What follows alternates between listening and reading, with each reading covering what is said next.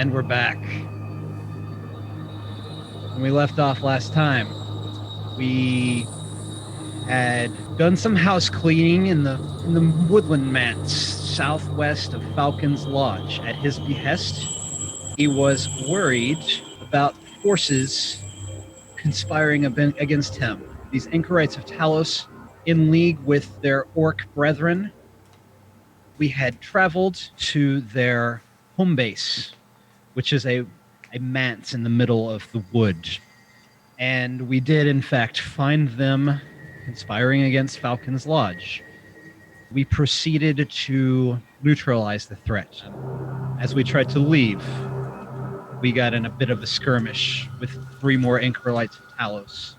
And we also neutralized that threat. We traveled back to Falcon's Lodge, arrived very late at night or early in the morning, depending on your time of view. His butler let us in and showed us to the guest's house, where we will take a long rest, a much needed long rest. 8 hours have passed, and it is now, we're going to say mid-mornings, before the noon hour, just a bit before the noon hour, when we have awoken. And Myrin wakes up first, and he will enter into Falcon's dining room to find Corwin laying out some food. We'll call it a brunch. You wake to the sound of sizzling bacon and the smells of a lovely breakfast. There's fruit on the table. There is bacon in the grill, and the rest of the party still slumbers as Myrin enters while Corwin does his work. As I take a few steps in, I noticed Corwin doing his work. I step up to him and I say, Corwin, can I speak with you for a moment? Yes, sir.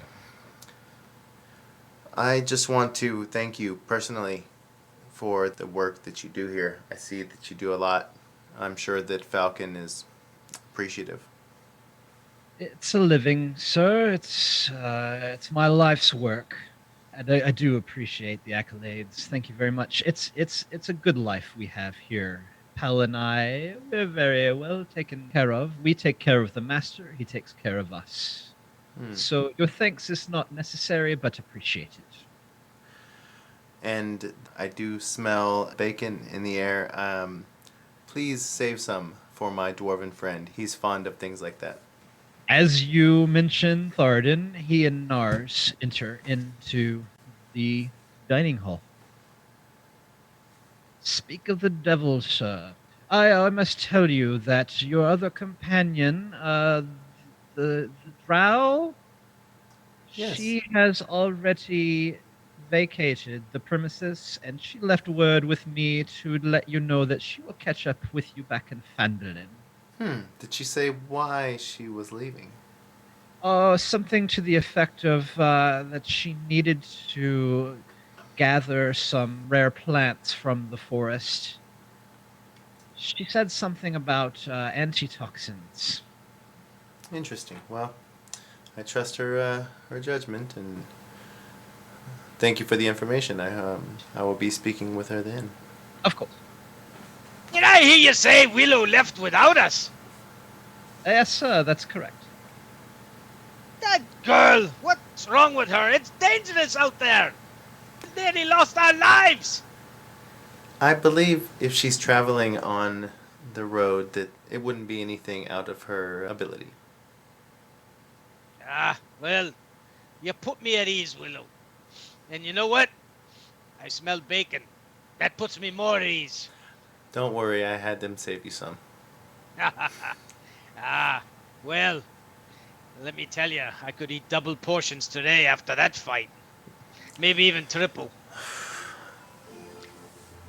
As you guys sit down to the breakfast table, you see Corwin has laid out a big platter of bacon and some fruit and the fluffiest biscuits you have ever seen with some rabbit gravy that can be served on top of them if you wish. Nars. Yes. Biscuits. I'm already heading that way. Biscuits, bacon, I and think gravy. It sounds delicious. I believe I have some other things to do this morning, so I'll excuse myself and I'll come back and clear up later. Don't worry about the dishes. And he takes his leave and leaves the party alone. Is the ranger here? You have Myrin, Thardin, and yourself in the room. You're alone. You haven't seen Falcon yet. Interesting. We found that map, right? Or did we find a? It's been a couple of weeks, so I don't really remember. We found some sort of drawing. Everybody wonders what you're location. talking about because that was yesterday. Without Willow, I don't know if we should go handle that business yet. yes, I'm curious if maybe we should return to Phandalin. Nars, I think that maybe we would have some business there or other business that we could tend to. Really? Yeah. The only worry I have is that the other location might seek to get revenge on this one. Ah, yes. That's a good point. But don't we need to escort the town master's brother back to Phandalin? Is he still here?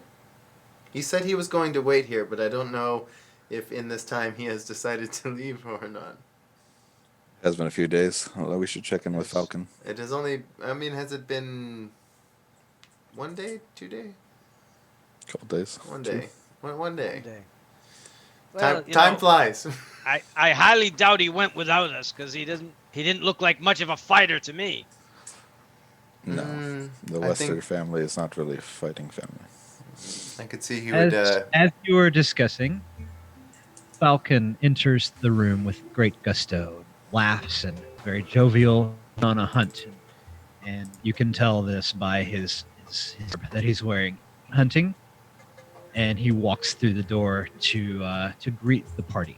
And hello, my friends. Welcome back to my lodge. What news have you brought? Did you find the enemies? Did we find the enemies? We were in a vicious fight with them, lad. Oh my goodness, tell me all about it. How many of them were there? There was quite a few orcs. I wasn't expecting so many. So you found some orcs. We found some orcs. You must tell me of your adventures and your battle there. Well, we happened across a few orcs with magic natures. Yes. Able to shapeshift. Those half-orc devils that have innate magic abilities, yes? Yes. How many of those did you find? Honestly, we lost count. There was quite a battle. And then after we were done with the first battle, another one came. Yes. Yeah, I think there was about 4 of those spell-casting half-breeds. And then we had... we also Killed had them wild all. boars to deal with as well. Yeah.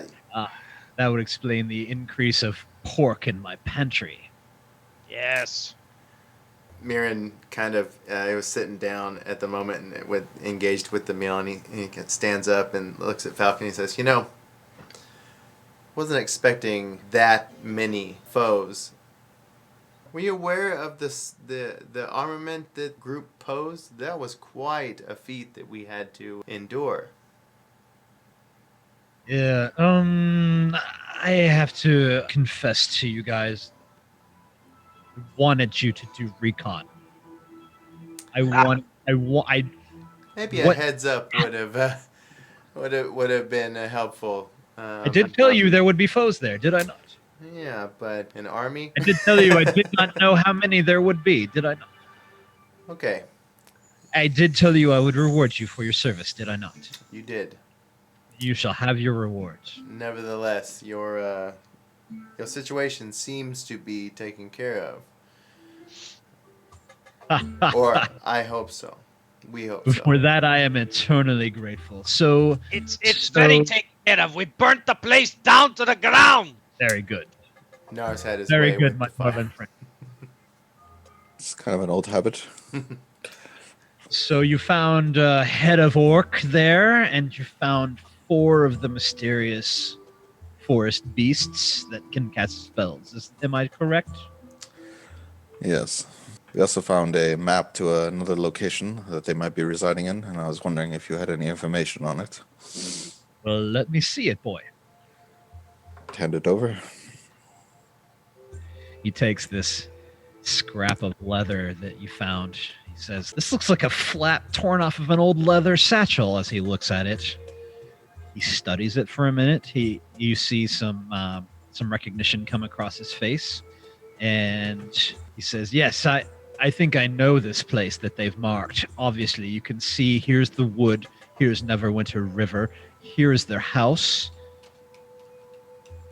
and here north of that location, I believe I'm aware of that site. I think that there is actually some standing stone up there. I don't know how old it is." Have you seen any movement from the 2 locations? I only know what's occurred at the old manse. I haven't heard any lead of any activity happening at this other site. But if you would allow me to copy down the map, I would like to go there myself and check it out. I believe that your service to me is done for now. I would like to go north and find my own answers for this other site. I know how to get there. I believe I'll take a few friends with me, and we'll go check that out. Your service has been invaluable. Thank you very much. And with that, he opens up one of the kitchen cupboards and removes the boots of elvenkind that he promised you. He plops them on the table. What do these do? Oh, my friend. When you wear these boots, your steps make no sound, regardless of the surface you are moving across. I think that might be something for Myrin. It will help you move stealthily. Myrin has a noticeable grin upon hearing Falcon's description. These boots that he's plopped down on the counter, they look to be made of very fine green leather slip-on boots. They look very comfortable, very cushy, and they're obviously made by wood elves. Myrin can tell this right away. I think we could have used them a day ago, Mr. Falcon. Would have helped on the recon. You probably could have used them when you first set out on the adventure. Well, However, nonetheless, sometimes services need to be rendered before payment is given.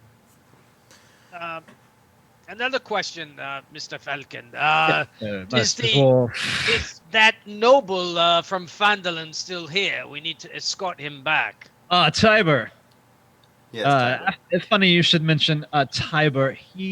I did have a hunting party stop by here on their way to Neverwinter yesterday after you left, and Tibor, he left with them, and they agreed to escort him back to his home in Neverwinter.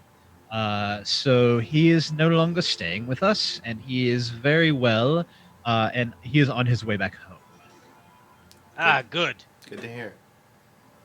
He says this as he is kind of making a copy of the map that you guys have on that leather satchel. Our mission was to bring him back to Phandalin.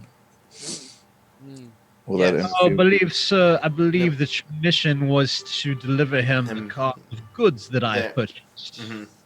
Ah, Oh, yes, you're right. And Yeah. he was just traveling along. He was the foreman at the loggers' camp, Mhm. if you'll remember. And the loggers' camp, sadly, is no more. It's been destroyed. No, I mean by he traveled back with us from the loggers camp back to Falcon's Lodge. Correct. right. Yes. Correct. You brought him. You brought him back from the desolate destruction of the Ankegs at the loggers' camp. I believe he originally hails from Neverwinter, so he elected to go back there. Ah, Interesting. let's see. Well, if we have no further commitments, then I think that we may depart today, Falcon. Yes, I thought you might. I believe you have business elsewhere with this dragon. Yes, that's What do you plan to do about the dragon? We're gonna kill the dragon. What do you think? You're not gonna let a dragon fly around Neverwinter in Fandolin and Dear Master Dwarf, wreak ravage on all these people? I put my hand on I his realize- shoulder. I put my I hand on his realize- shoulder. It's okay. It's okay. I realize that you have an end. I just wonder about the means to get to the end. Well, I think we are going to help out a few more people in town, and then probably make our way that way. Do you know where it is? Do you know where its hold? I have seen its location. It's just a matter of whether or not we're powerful enough for it. You wouldn't want to be taken on a dragon unless you were quite confident in your abilities and skills. So I don't believe we are there yet. So do you have a plan to kill it? I was thinking I would just talk to it. Talk to it. You jest, my fine. We'll just I'm talk gonna this one stick out. my sword right to it. That's why we're gonna deal with it. One of you will skewer it while the other one reads it political discourse. And I will see which one works. I will take out a vial from my pockets and I will hold on to it, and then it will magically fill up with the liquid. And I will put it back. What's that you got there, boy? One of my Is tricks. that a potion? Yes. What kind of Kind of- potion? Kind of a random assortment of potions, depending on how the winds of magic favor me. This one would be a resistance potion. Oh. Oh, really? Yes. Would you like to sell it to me? I'm sorry, but it won't last you more than a day. Oh. Oh, well, I don't believe I need it today. Maybe in the future. Falcon, Mr. Falcon, can I ask you a question? How long do you Of course, Master Dwarf. How long do you think it's gonna take you to get to that location on the map from here? I believe we could make it there in 2 days. You sure you don't want help? I'll call some friends of mine for help. And if it proves to be too much for us, I will be in touch with you to bolster our forces. Okay then. Very well. I guess we will be off to Fendelin then. If we have no other business, friends, I guess this was a fine breakfast and a fine conversation with you, and I think we'll make our way to Fandolin, right, friends? Aye. When shall you be leaving? I think promptly. We will have Corwin and Pell make your cart and ox ready right away. And he walked out the door to go find his servants. As we get up, I put a gold piece under my plate in hopes that Corwin, whenever he goes to clean the table, for him to find. Got it. And then I walk over to the bowl of biscuits and I put them all into my coat. And then I infuse that bowl with magic that says, "Help me, I'm empty." And Thardin eats every scrap of bacon on the table. With that, the party makes ready to leave. They go back into the guest house and they gather their things. They notice at this point that all of Willow's possessions are missing along with her, and they trust that she will be safe on her own until we next. Okay. And then as you walk out into the courtyard, you see Pell with the ox, and the ox is connected to an empty cart. And Vincent moos at you. I think this ox might be sick. You have this empty cart. It's as if by making his animal noises, he's inviting you to lay down your burdens in the cart and let him pull a cart full of your weapons and other possessions so that you do not have to carry them all the way back. Yeah. Thardin lays his backpack in the cart and still carries his shield and his weaponry with him. I think Myrin would he would lay down his like leather packs that he has, but he would also like take his bow off and set it down on the cart. It feels a little disconnecting doing that, but you know I always keep the daggers on me. So Myrin, the boots look nice on you. So Myrin took the boots? Back then, yes, yeah, he did. Yeah. Did he put them on his feet? I think he would have, yeah, probably by now. So he is looking nice in his new pair of boots. Um, They somehow seem to really, really blend with your other color motif going on in your garb. Yeah, he kind of stretches his leg out to the left, like to look at it, and says, "You know, I can't remember the last time I had something new." They're very fancy. Well, they feel light. Those boots will give you advantage on stealth checks. Are you going to Right. equip that with me? Via. Yeah, I can give that to you. Yeah. I think. Yeah. Okay. Thank you.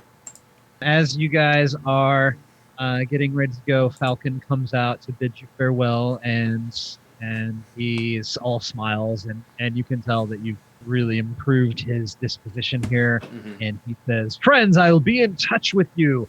If I should require your services again, I will send a messenger bird to Phandalin post haste, and be expecting Harbin Wester to knock on your door should I require your sword skills." Be well and be safe there, Falcon, and your recon. We'll see you soon, Master Dwarf. Absolutely. We travel. With that, you are on the road. Vincent the Ox is pulling the cart. You will head due south from Falcon's Door. You will cross his bridge that goes over this tributary and start your move. You're not far from the perimeter of Neverwinter Wood as you move south. It will take you pretty much the rest of the day, but you will reach the Tribor Trail. Thardin puts his hand in his pocket and he pulls out his sending stone and he realizes Falcon has the other sending stone, I believe. Oh no, he gave that back to you. Oh, he gave it You back. get back. to me. Okay. Yeah, All right. and I Okay. have the other one. Okay.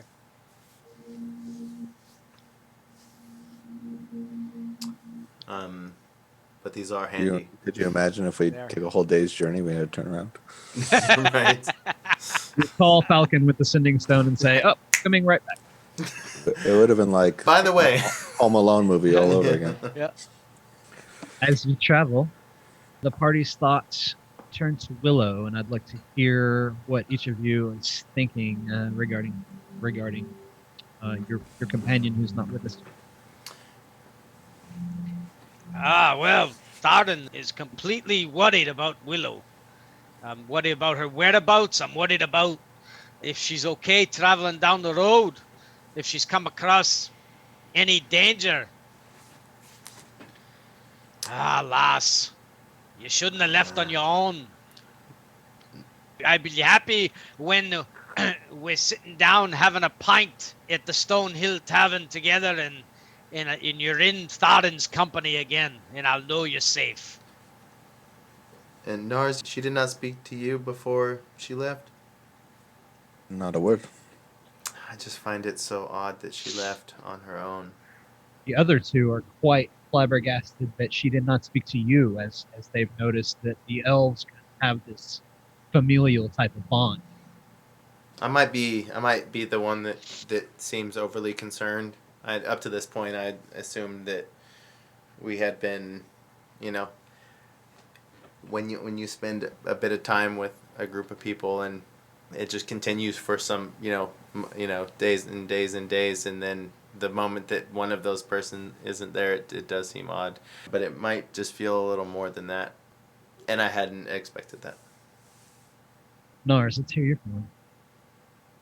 No, I just want to be too concerned because he knows she is capable of transforming into different animals, and I think she'd be quite safe. It is a little troublesome. We've reduced our numbers, but I imagine she is a woman of her word and probably will be in Fendelin somewhere. One would only hope. The threat of the dragon, though, seems to be looming. I hope that, being the type that she is, come nightfall, that she finds a safe place, because there's no telling when this dragon makes an appearance. Very true. Party has actually come face to face with the dragon once, Yeah, and I'm surprised it hasn't happened again. To be quite. being on the open road, exposed, alone. We are strong together. Absolutely, we're strong together. And you're all under my protection. Thardin Silverhammer, Paladin of Moradin. And that's why I'm very concerned about her being by herself. I've pledged and sworn my life to you all. And I'll keep my promise till the day I die. Are we on the road? We had got to the edge of the woods. Again, Myrin, completely at home in the woods, and refreshing. Almost feels like a recharge that he needed, being in the woods. But I assume that we're getting close to the trail, the Tribor Trail, by now. You are almost out of the woods, and you can hear something, a leathery flapping. As you look overhead, you see a gigantic, gleaming white beast, probably about 50 feet above your heads, and it does not notice you through the canopy of the trees that you're under, but it is flying north as you are traveling south. I just motioned to the party, just like as a, arms out, hand down, as to move in stealth for a moment as we encounter that sound. And Thardin, roll for stealth. Nars, do the same. A 2. Do I even need to roll at that point? I rolled a 10. Obviously, the dragon does not see you because there is still foliage above your head in the canopy, but you definitely see it. I hear Thardin doing something. I don't even know what it is. And I just look around like... He's drawing his sword as he sees the dragon, and it actually hits up against his shield and makes a tinging sound, and he lost his stealth. And just... Maybe the boots would look better on Thardin. You could roll a straight stealth roll. I don't know if they would fit. DM. Yes. Looking at the dragon, do we notice it is carrying anything or no? You only see it for a glimpse. Like it's there and it's gone. It's moving pretty quickly. Fast? Moving fast? Okay. Okay. How... You said it was how... Above the trees, it's flying low, pretty low to the ground from what you've seen before. Oh, really? Can I cast Hunter's Mark on it? Yeah. You can certainly try. I can certainly try. What's the range on the spell? It's a reaction, right? Well, I don't want to say. I mean, we're not. However you want to take the space in combat and range. I don't think that actually I would have been able to comprehend that as I'm seeing it. I think the awe of seeing the dragon again. I think I might even have been just paralyzed. I think I would have been thinking about hunters marking it, Yeah. and then I was like, Don't want to waste the spell slot. I don't think I would have gotten it in time. I don't Yeah. and the I don't know that speed. you would have been able to. I mean, mentally seeing it. I mean, I probably shock and awe. I don't think we're prepared to see it. We'd probably be shaking in our boots right now. And as I'm starting to understand the spell in itself, it would be better served later in time. Perhaps. Mm-hmm. You might save yourself spell slots because you don't know what's going to happen on your way back to Penwood. You don't. Could be hunting. Yes, but that thought did cross his mind. He thought real quick about hunters marking. It just because we have and as a hunter I would just have that inclination, but no, we are not ready. As the day begins to come to an end and the sun starts to sink into the horizon, it gets dark in the forest much, much quicker than it does in the plains.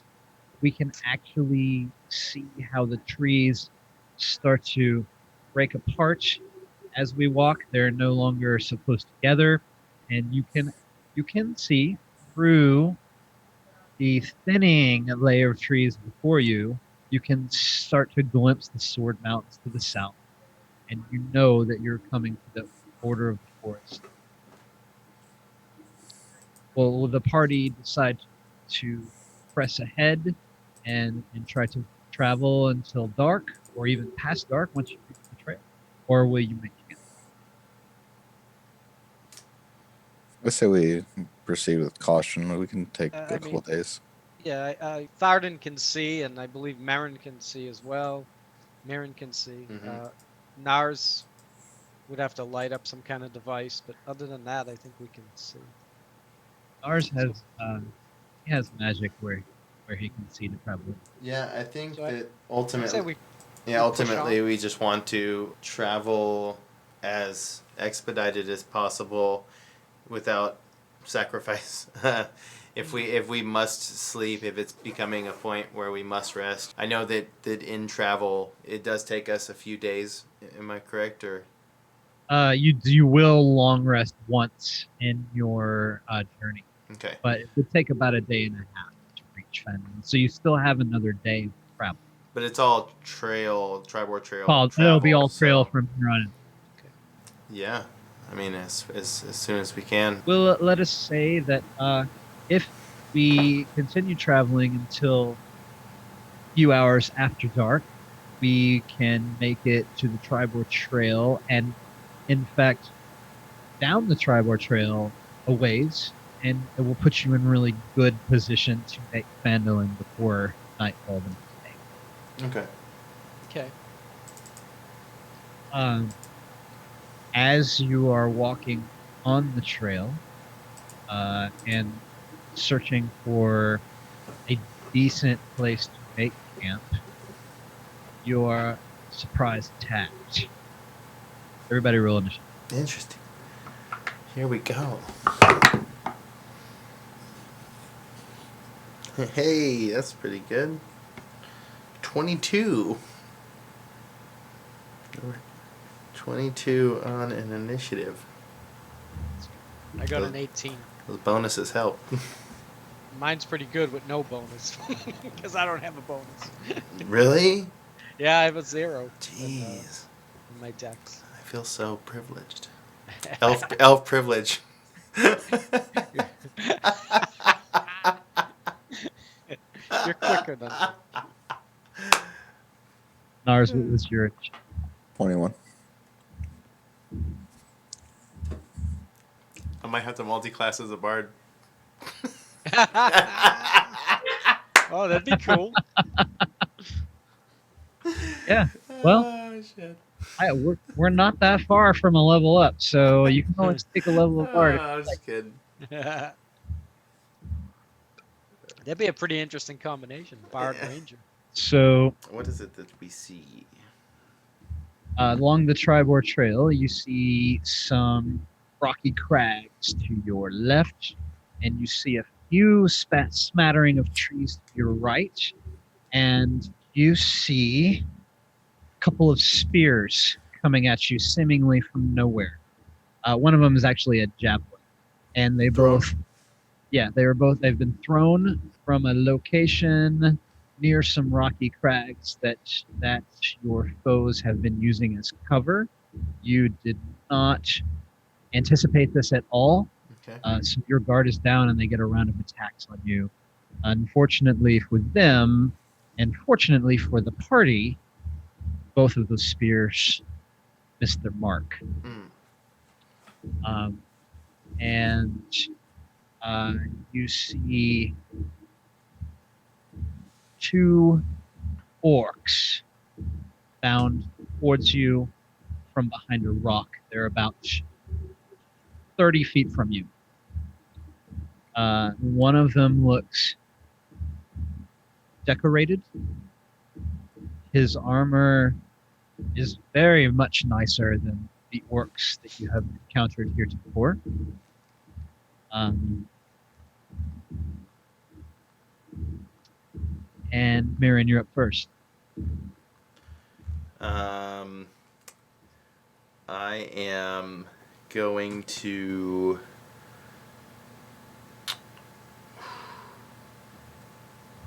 What is the location of the cart to me to them?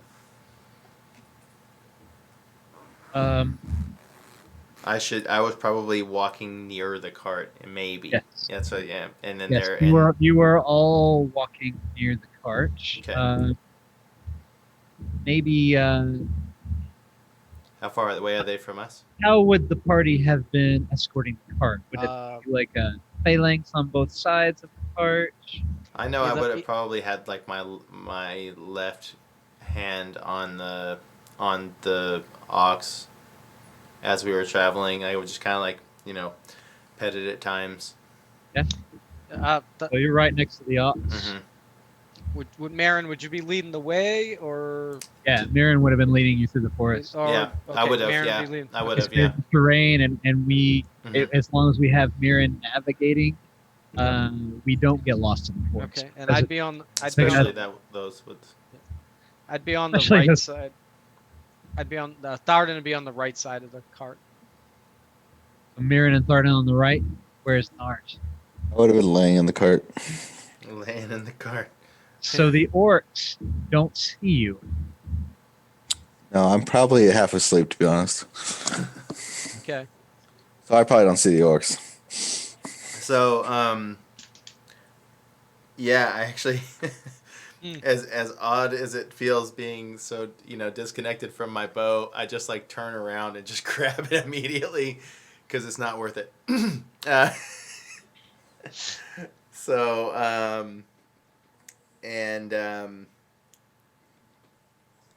I just turned to the direction that I saw the spears coming from. Yep. And there you see two orcs pop out from behind a crag. Got it. And About then, 30 feet. Okay. So then I will go ahead and release an infused arrow from my short bow. Yep. And as I pull back, I just the purple glow emits from as the string gets drawn, and I look over at Nars, kick the cart, and kind of like give him a heads up gesture as I release one off at the one that I go for. Which one? Which would be? How are they You arranged? see a typical looking orc as you faced before, and you Oh, and see then a there was bigger one. and there was a bigger Not one. only is he bigger than your average orc, he's also got some leather studded. Actually, he's got chainmail on. And they're like the little one's protecting the bigger one. Little one is acting as his lackey, from what you can tell. Gotcha. Well, if they're lackey close enough, then I'll just go ahead and Hordebreaker. They are within 5 feet of each other. Go ahead and Hordebreaker that orc, and then give him a couple. All right. So your first shot will be at the leader. Second one will be at the small. Gotcha. Okay, so these are gonna need some bonuses. Oh goodness. Okay, so the bonus is so great on this. With a bonus, that's a 20 and a 22. Hit them. You hit both of them. Yeah. Roll for damage. Damage right here.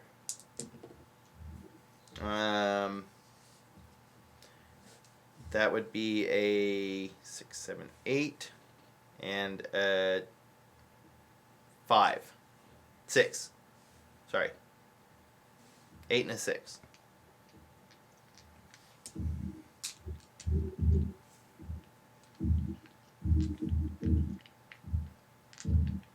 So as the enemy projectiles whiz past your head, the quick elf in front is first to react, and second nature to grab his bow up and shoot 2 arrows at the attackers.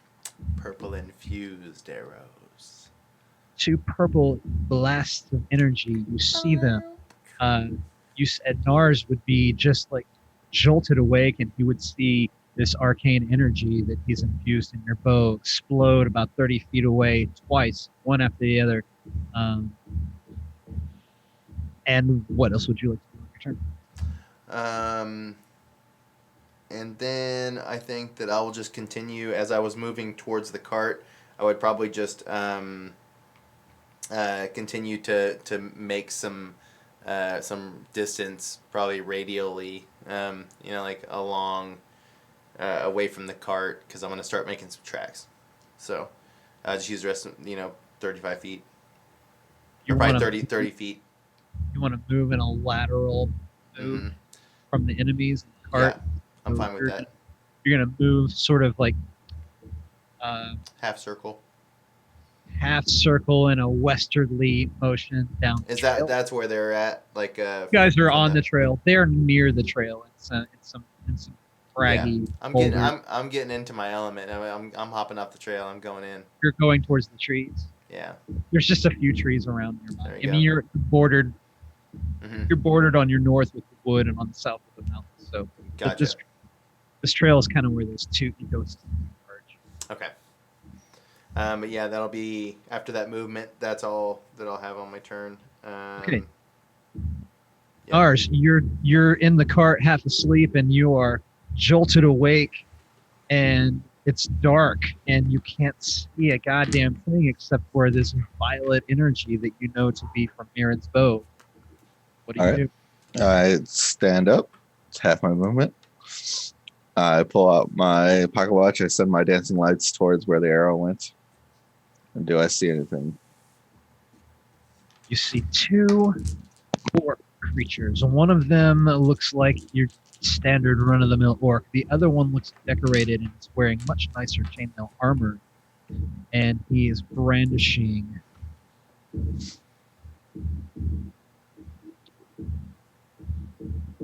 a great axe, like a companion. How many feet from me? 30 feet. Okay. I will cast Ray of Sickness at 2nd level on the nicer one. Roll for these. 23. You hit him. Roll damage. 6 damage. And he has to make a con save, I believe. Con save.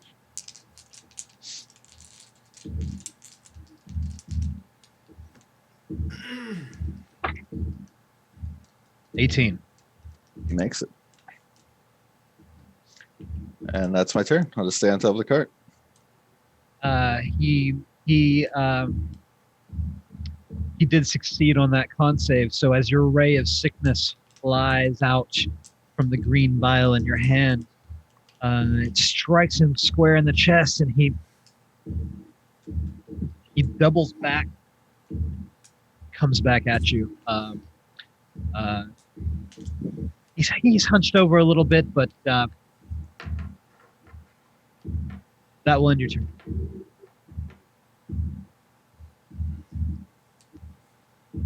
That brings us to the smaller orc, and he draws his great axe and runs at the party cart at the source of the green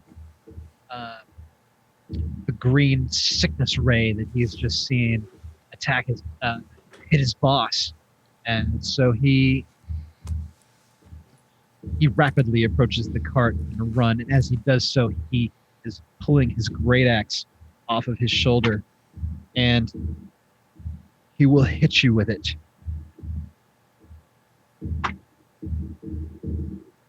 For 12 points of slashing damage. He jumps up into the cart, and he... Did he do an attack roll? Yes, he did an attack roll. And it was a 21 to hit. Did I hit you? Oh, damn. Yeah, of course. Mm-hmm. He hits you and for 11 points of slashing damage. He brings his axe right into your chest, knocking you back. It does not knock you prone, but it does. You feel you're knocked a little bit off balance by this axe, and you felt it. That brings us to Thardin's turn. Thardin, what do you do?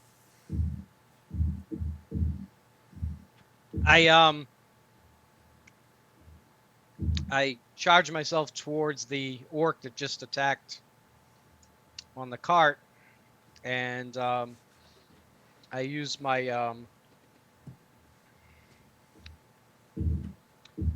channel divinity,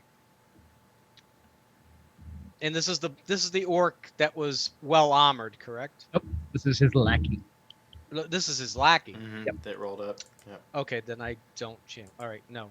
I attack this guy. The one on the cart facing down north. The one on the cart. Okay. Do you jump up in the cart with 3 of them? Or that would make 3 of you on the cart? Could I reach him? Yeah. Wait, how tall are you? I'm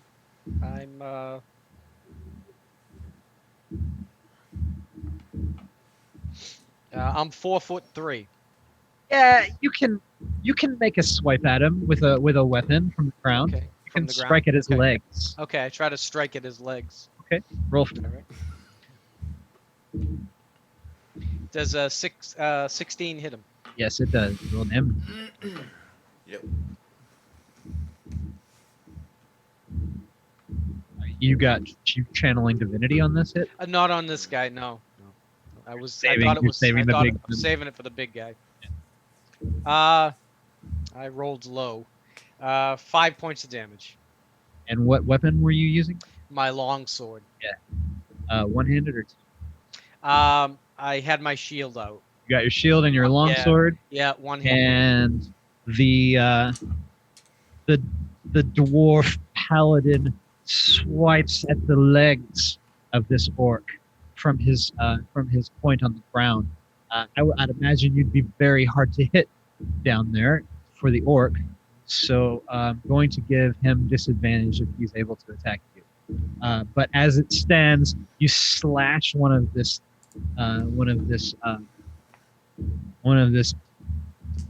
orc's legs and hit him right above the kneecap, and he goes down on one knee because that strike is so low. You kind of take his foot out from beneath him, so he is on one knee in the cart with Nars, and that will bring us to the other orc. He will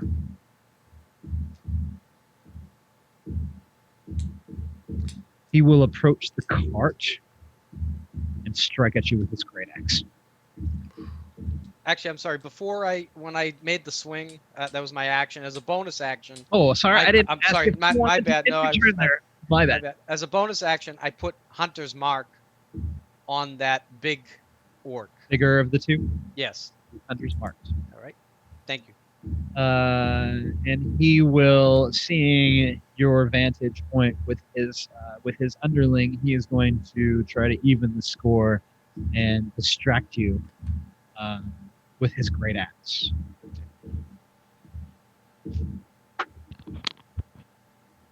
Well, he misses.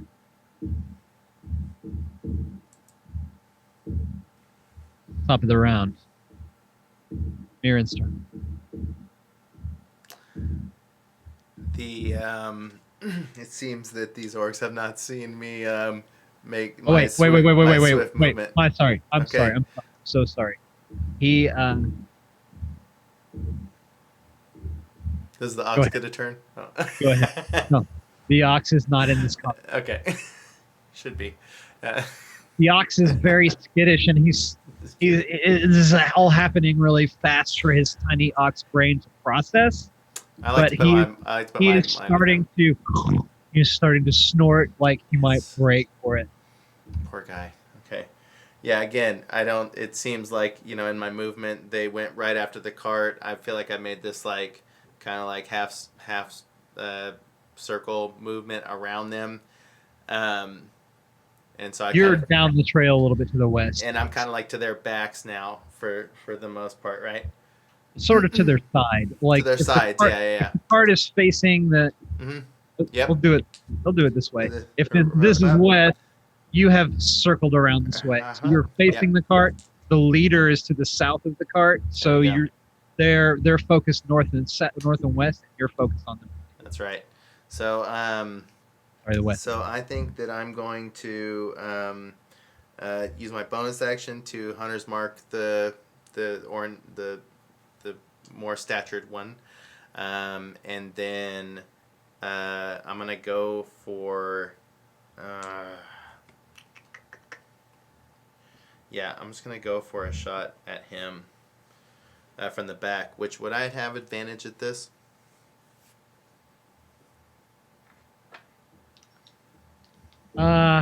Because he's focused on them and not on me. No. It'll just be a straight attack roll from you. Okay. So you're down the cart. You're down the wave. What, about 30 feet? Okay. I did roll an 18 with a 9 modifier. Will hit him. Then Hunter's Mark added to that attack, which a 6 and a 5 plus a 5, 16 damage. That's what I'm talking about. That was near max. That was near max. Woo! Man. Nice. Look at that. So your arcane bow fires. Jeez. Yeah. That max one arcane arrow. That's a big wallop. Yeah. It wallops him into his left side. Yes. And it knocks him a bit, but he's still up and he's still on his feet, and he lets out a battle cry when you do that. I bet he does.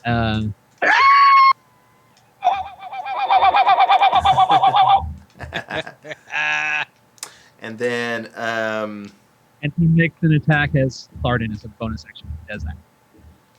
Okay. I had a little movement left, and now I'm going to continue that circle so that I'm at their backside. Okay. Nars, you're up. Okay. So I have one on the cart right now, and then I have one. You're on the cart facing down with this smaller orc that's also in the cart, and you start to feel the cart is not stable. It seems like it may jolt away from the party at any moment. Okay, I'm rolling off the cart. So if I get attacked, I understand. So I will go to step off the cart. Does he get an attack on me? Yes. That provokes an attack of opportunity, which hits you. What's your armor class? 16? It's 16, but I mean, I have things in the. I kind of need to know the roll because I have some options. So. Okay. He rolled for 15, 16, 17, 18. They hit. 18. Okay. 18 to hit. All right. That's fine. Does that hit you? Yeah, it hits me. 8 points of damage. And so he, as you jump down off the cart, his axe swirls through the air and catches your left arm and leaves a cut there. Okay. And then I drink my potion as I'm walking towards the forest. I think it's the opposite end of them. So I have resistance now, and then I will use my bonus action to healing word second. No, just regular healing word on myself. Okay. How much do you heal up for? Oop, 6. You feel much better. That cut that just it's not all the way closed, but it becomes just a little scratch. Okay, I'm trying to get like as far as I can from the cart. So Okay. whatever distance that would be. You'll move 30 feet. Your walking speed 30 feet. Yeah. Moves you north. So now we have Thardin still at the cart. The one orc still in the cart, and the chief is engaged with Thardin outside the cart. Okay, so the chief and the chief is like 35, 40 feet away. Just to be clear. Okay. Yeah. We'll say he's in your 30-foot movement. Since you used all your movement to get away from him, you could use all of it to get back. Okay. All right, and that's all my turn. So. Okay.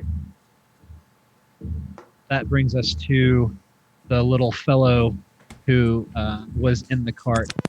He's going to jump out as well as he feels that jolt, and he's going to try to hit Thardin with his great axe. 23 to hit. I think that hits you. Thardin. That hits. Yep. Yes. Yep. 13 points of slash.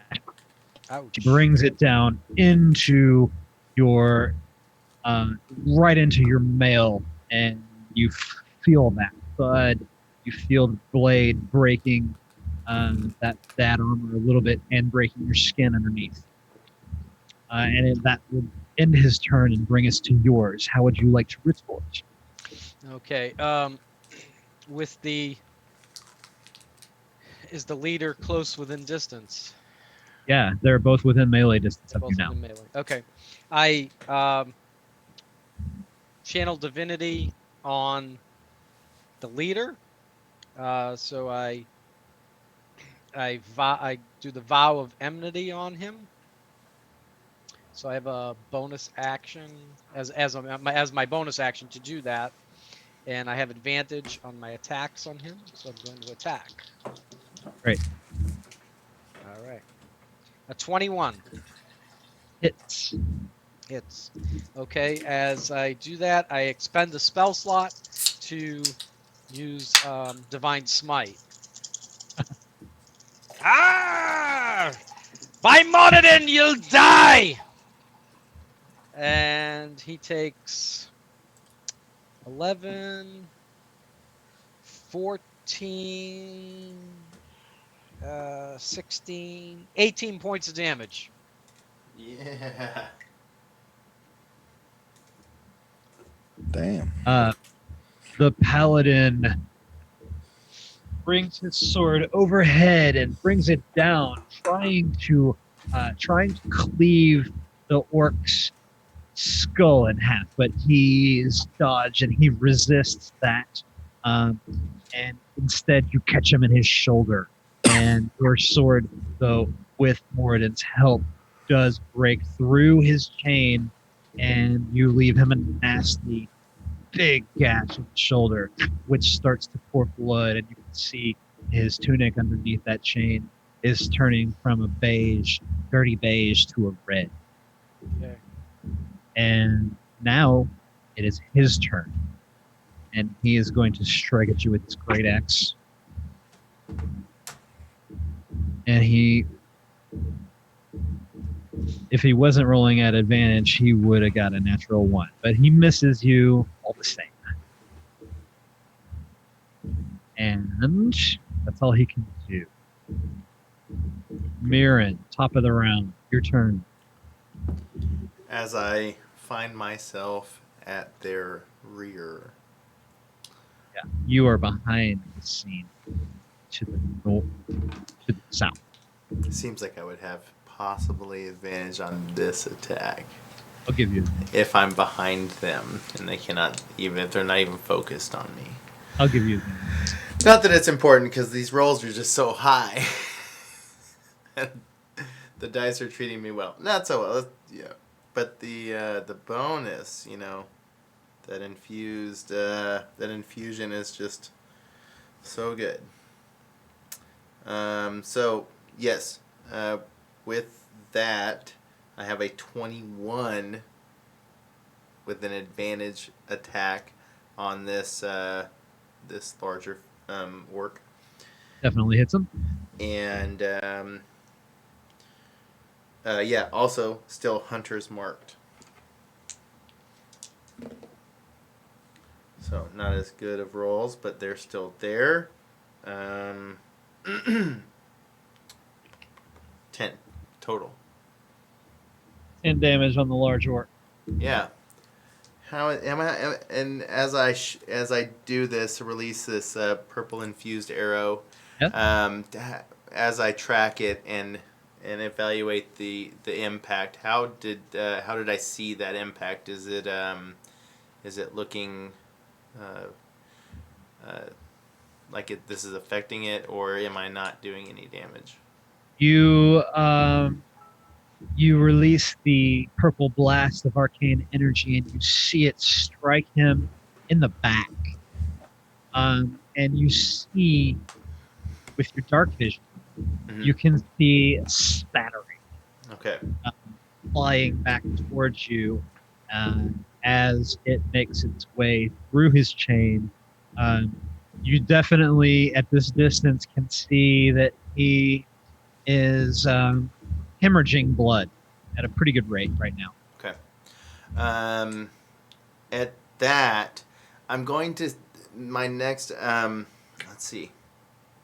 Yeah, I'm gonna keep my focus on him. He's not down yet. But I'm gonna continue that circular motion once again to go almost like I'm going to head off the ox. Okay. Because it looks like he's about to bolt.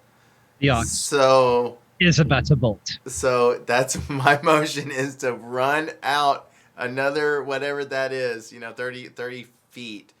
And I mean, at that arc. I can get you back to the trail. Yeah, exactly right in front. So that's in front of where the ox would be. Right. And that's gonna end my turn. Okay. Yeah. Nars, you're up. Okay. I will.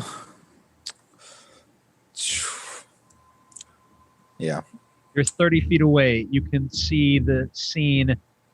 There's Thardin on the other side of the cart from where you are, facing down with 2 orcs, one on either side. And Okay. you see Myrin, he is now strafed to the east in the direction you were originally traveling. What do you do? It's dim light from 30 feet away. Dim light, you said? Unless you were to combine all 4 globes of dancing lights to make bright light above the scene. I believe you can do that with a bonus action. Yeah, I can also move them with a bonus action. So I'll just move them to the combat zone. Yeah. So All now right. you can see the scene in bright light. Okay. And then I'm going to fire A ray of sickness at the one that's slashed at me. Level The 2. smaller one. Yeah. Yeah. Go ahead. Roll that attack. Okay. 18 to hit. Hits. Roll damage. Sweet. 12 Oh, damage. he needs to make a con save too, right? Yeah, 12 damage. Did you and say he's- 12? Yes. The little orc will not be attempting con save. Yeah. As your ray of sickness flies from your green vial across the field and strikes him, he doubles over to the ground and vomits out this Yeah. vial and then falls face down into said vial. This is what we're talking And- about. The green vomit starts to pool with red as well. That one is done. Thardin, I want you to make a perception check. There's 40 more orcs come. Yeah, that was what my next question. I was going to ask him. Do I I scanned see the woods. anything else? My perception is an 8. Not very perceptive, Thardin. Not today. Go ahead with your turn. Okay, with the vial of enmity still on the boss, Yep, I get advantage. he feels that empty you're exuding. Yes. Does an 18 hit him? It does. It does. Okay. Yep. Nice. The power of I expend a spell slot, and the power of modern charges There we through go. my sword. You have to do a spell slot. It's every time you use divine smite. Every time I use divine smite, Mhm. I waste a spell. Spell slot, yeah. 12. And you hunter's mark, so this is your last spell slot. Is that correct? I hunter's mark. Yeah, I have one more spell slot. You're using now? I have one more next turn. I can. One use. more after this. Yeah. Okay. Yep. So let's see. We got 12 and 20. 20 points of damage.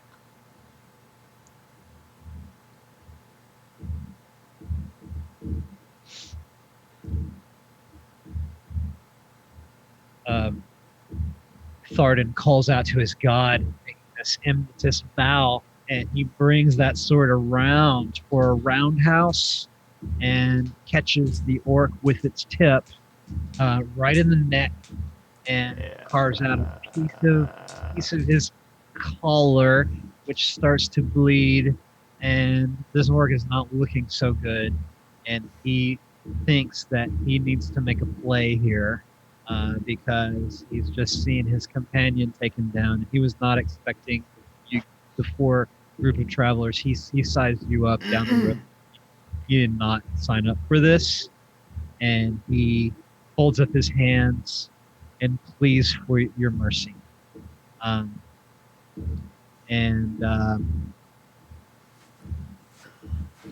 Thardin, your turn is over. Is that right? Yes. Actually, you were Want to right, do anything Ryan. else on your turn? I'm out of spell slots, so I don't have any more. Myrin, for you're next up. turn. I'm up. Myrin's up now. And from his vantage point, he can see Vincent the Ox coming at him really fast. Yeah. As cart takes off from the scene under the lights. Myrin, you see an ox bearing down on you. What's he doing? I release my bow, throw it over my shoulder, and then as the ox goes to run past me, I just kind of like grab the reins and then kind of let it take me and throw me over the top of the ox, and then I start to ride the ox, trying to pull it. Roll for athletics. Oh, come on. I'm sorry, Rude shit. acrobatics. Oh, goodness. Okay, so 13 plus 6. You are successful in Okay. your acrobatic feats. You're now riding Breast the Ox. Is that what you did? You're on top of the ox? Yep. Okay. So you're riding east at a pretty good clip on top of Vincent. And you have any bonus actions or anything? For this?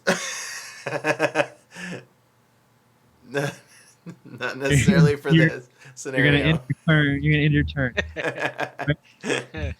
turn. Nars, you're up.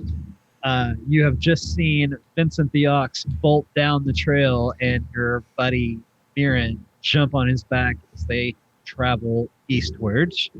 Here I go. As the cart vacates the scene, you see your paladin friend with what looks to be a surrendering orc war chief. His hands up. What do you do? I'm going to roll a percentile die real quick.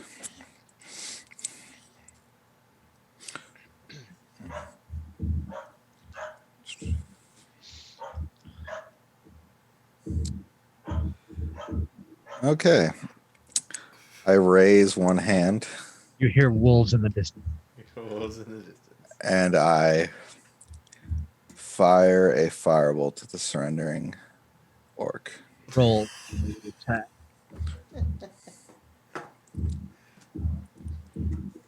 It's going to be a 17 to hit. That does hit him. That's going to be 7 damage. So, Thardin, as you see this orc trying to surrender to you honorably in battle,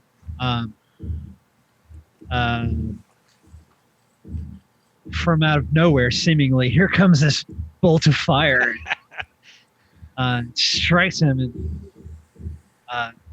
starts to burn some of the fabric that he's wearing. And it smolders a bit. He's like, "Oh!" He's dumbfounded. And it is actually Nars. Would you like to do anything else with that turn?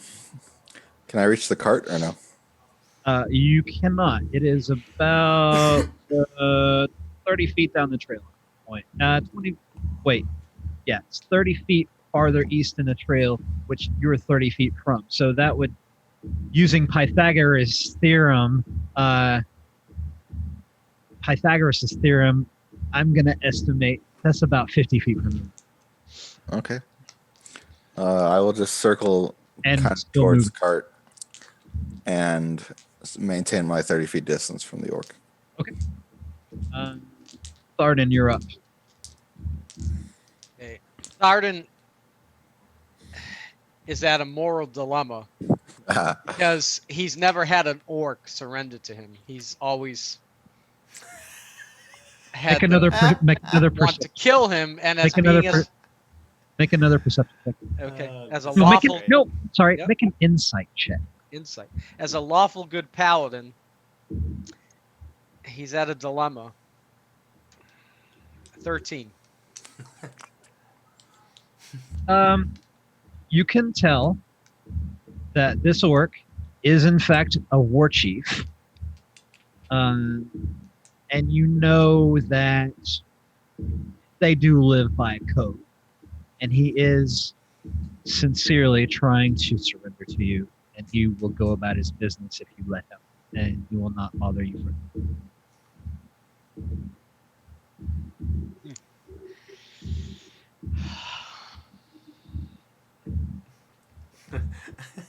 We have real moral dilemmas here. Wow. At this point in the At this point in the combat, it's like stone still out here. You don't hear anything. It's like crickets. Yeah. There's cricket. You do hear crickets. Obviously, you hear crickets in the forest at night. And you are looking into this humanoid's eyes. I have my sword at his throat, and I say, "How many more of you are out there?"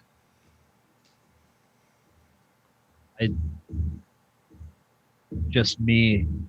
It was just me and ankle biter there. You're Most- telling us there's no more that are gonna attack us.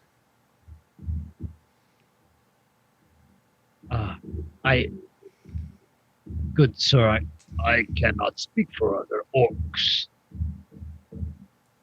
But if you let me live, I myself will not attack you.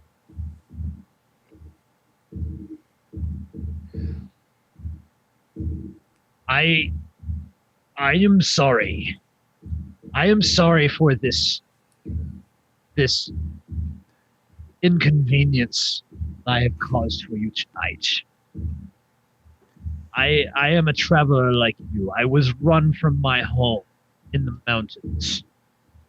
I do not know the whereabouts of my tribe. And all the orcs, you don't know where they all are. That you're a leader. I see by your regalia that you're wearing. And you're going to tell me you don't know where the rest of them are. Well, I know some of them were in the wood, and I know some of them left at the shrine. That's all I know. Anklebiter and I are out here scouting for a new lair.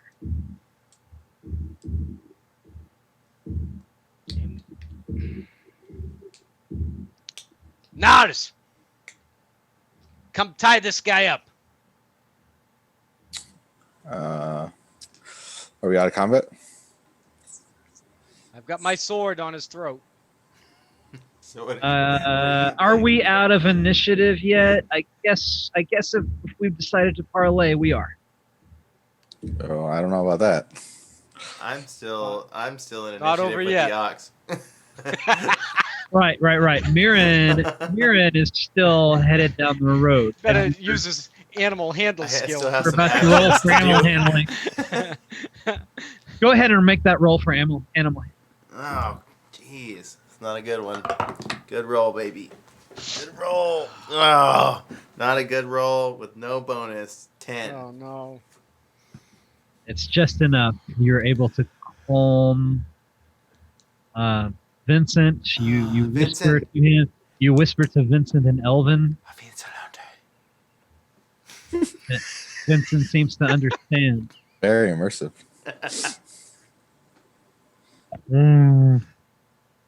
And he slows down and comes to a halt. I hug him. Like lay on it. Hug his neck. I'm also breathing heavily. I'm winded. What do you do next? If we're not in order, I have some things I'd like to do. We're out of initiative. Okay, so I'm rolling a percentile there.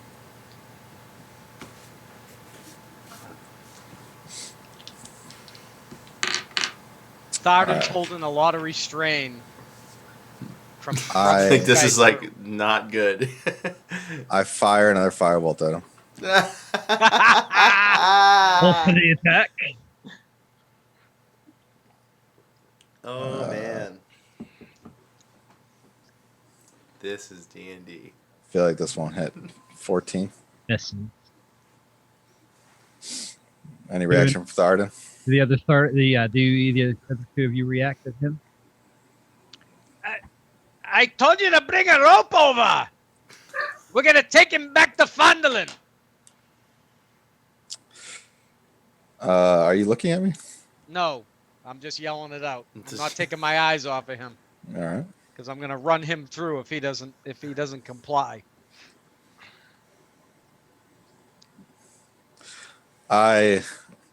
My character lowers his arm and gets to his knees and closes his eyes.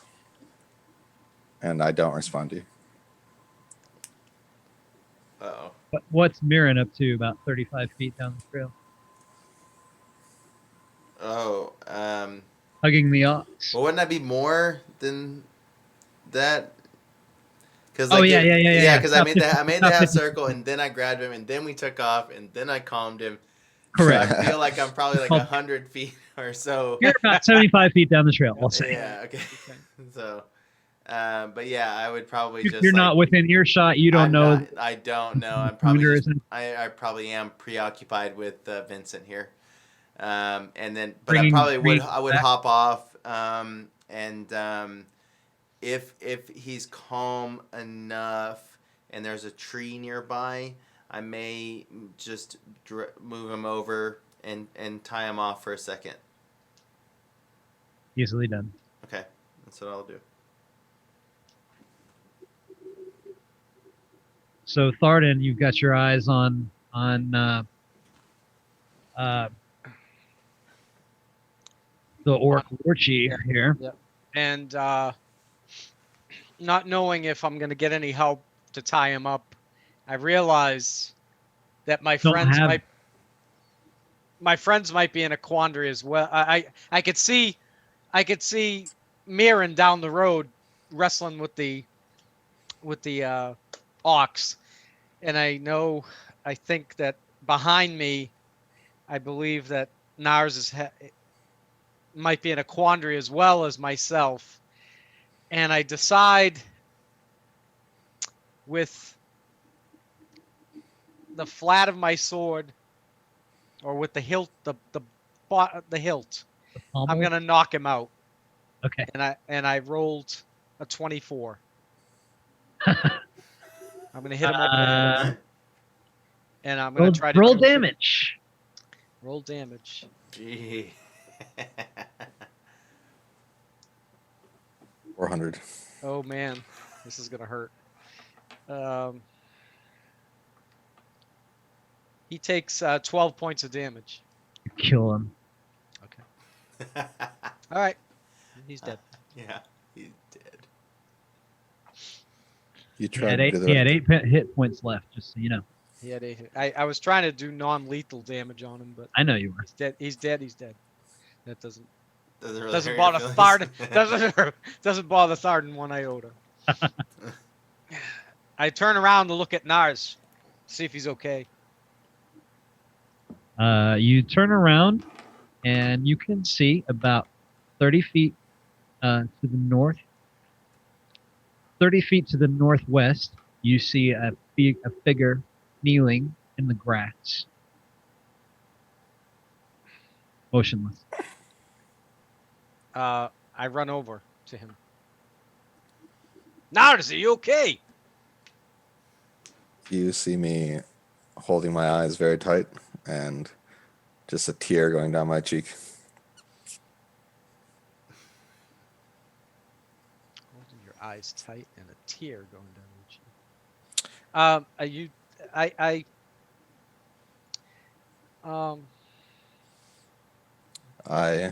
I do a medicine check on him real quick.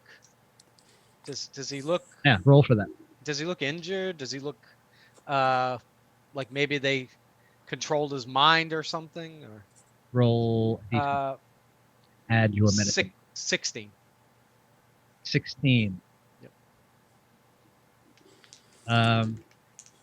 Nars does not appear to be injured. I open my eyes to you, Thardin, and as I do, you swear you see the usual whites of my eyes a yellow color, and then they return back to their white shade. And then I look around, and I stand on my feet, and I start walking towards the cart. But I know he got hit by an axe. Yeah. You didn't see him heal himself. Okay. Yeah, I was in combat. Okay.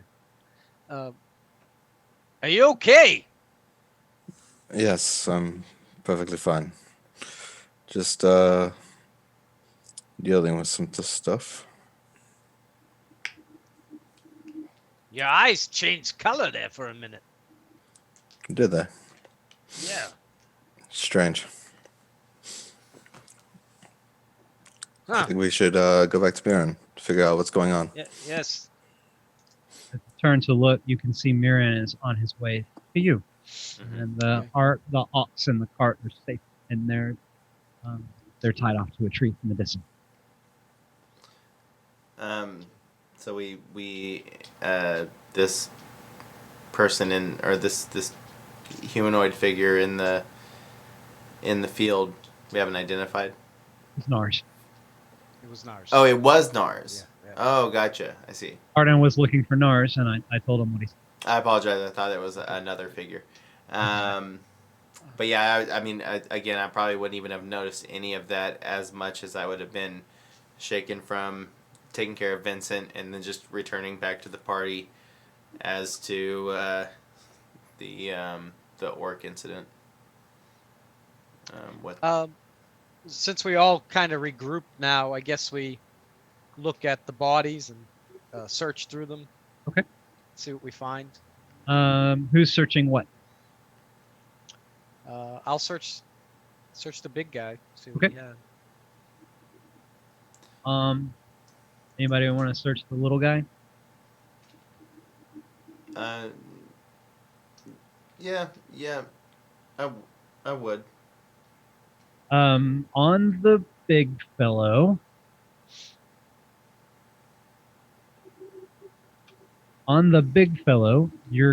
You find a black pearl worth 200 gold pieces. You find about 22 pieces of silver as well.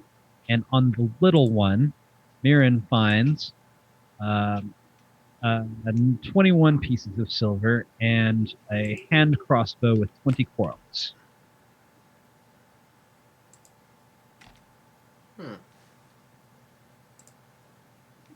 And then the little guy had a battle axe as well.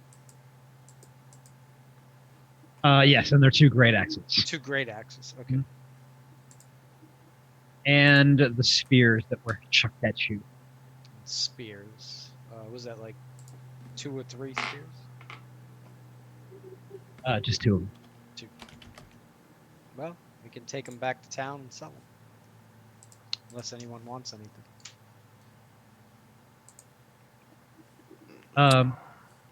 Does anybody want anything? I mean, I grabbed the hand crossbow and the bolts. Nars, could you see if any of these are magical? Sure, definitely. I put on my glasses and I detect magic.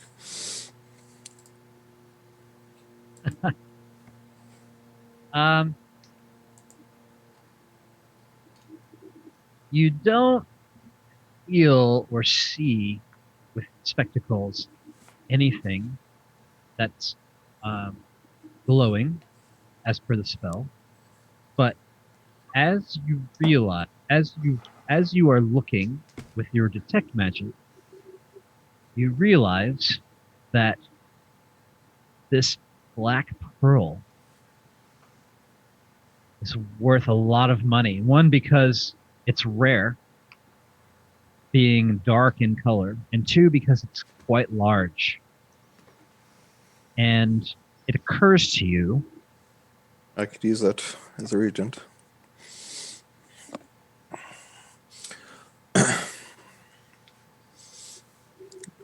Sorry, damn it, Dendrar. I thought Nars said that. I didn't think you were interrupting at all. Nars can use the pearl as a spellcasting on it. So I believe he would like to have it. Definitely pocket that. Okay. Nars takes the black pearl worth 200 gold. As Thardin and I are walking back, I will turn to him and say, Master Dwarf, when we get to town, I do need to speak to you about something. Ah, yes, lad. You always have my confidence. I don't know if I should have your confidence, but I will explain something to you, and perhaps when the time comes, you'll do the right thing. You know, back there, I want to explain something to you. That orc, I've never had anyone in combat ever surrender. And that was the first time that ever happened to me. And I was at a strange place there. I didn't know whether to run him through, but I knew I wasn't going to let him go. We'd take him back to Dandelion with us. Correct me if I'm wrong, Master Dwarf. Isn't your god the god of vengeance? Creation. God of creation. Oh. But I am, I'm sworn oath to him. Yes, I am. I am I've sworn the vengeance oath to smite all evil in the world. Maybe you should consult with him tonight during your prayers. I think so, lad. The party is faced with moving or camping. Well, I asked Myrin. Thardin asked Myrin, Mm. what do you think? He said he wasn't sure where other orcs were. Do you think the odds are we could get attacked again if we stay here, or should we keep moving? I mean, we could get attacked again while we're moving as well. I doubt he had time to relay anything to someone else, as the only companion that he had, we also slain. The likelihood is low. He said their reason for being out here was they were scouting a new site for them to. Did he? Yes, to Lair. a new hideout or lair For who? for themselves. This must be a local orc party that is somewhat strong in this region. He also did say he was driven from his home, if you recall. Yes. I wonder what he was driven away from or by. Well, we'll never know. He's dead now. You say we'll never know, but I could see that being proven wrong. Oh, true. They never go away. We may know one day exactly what drove him from his home.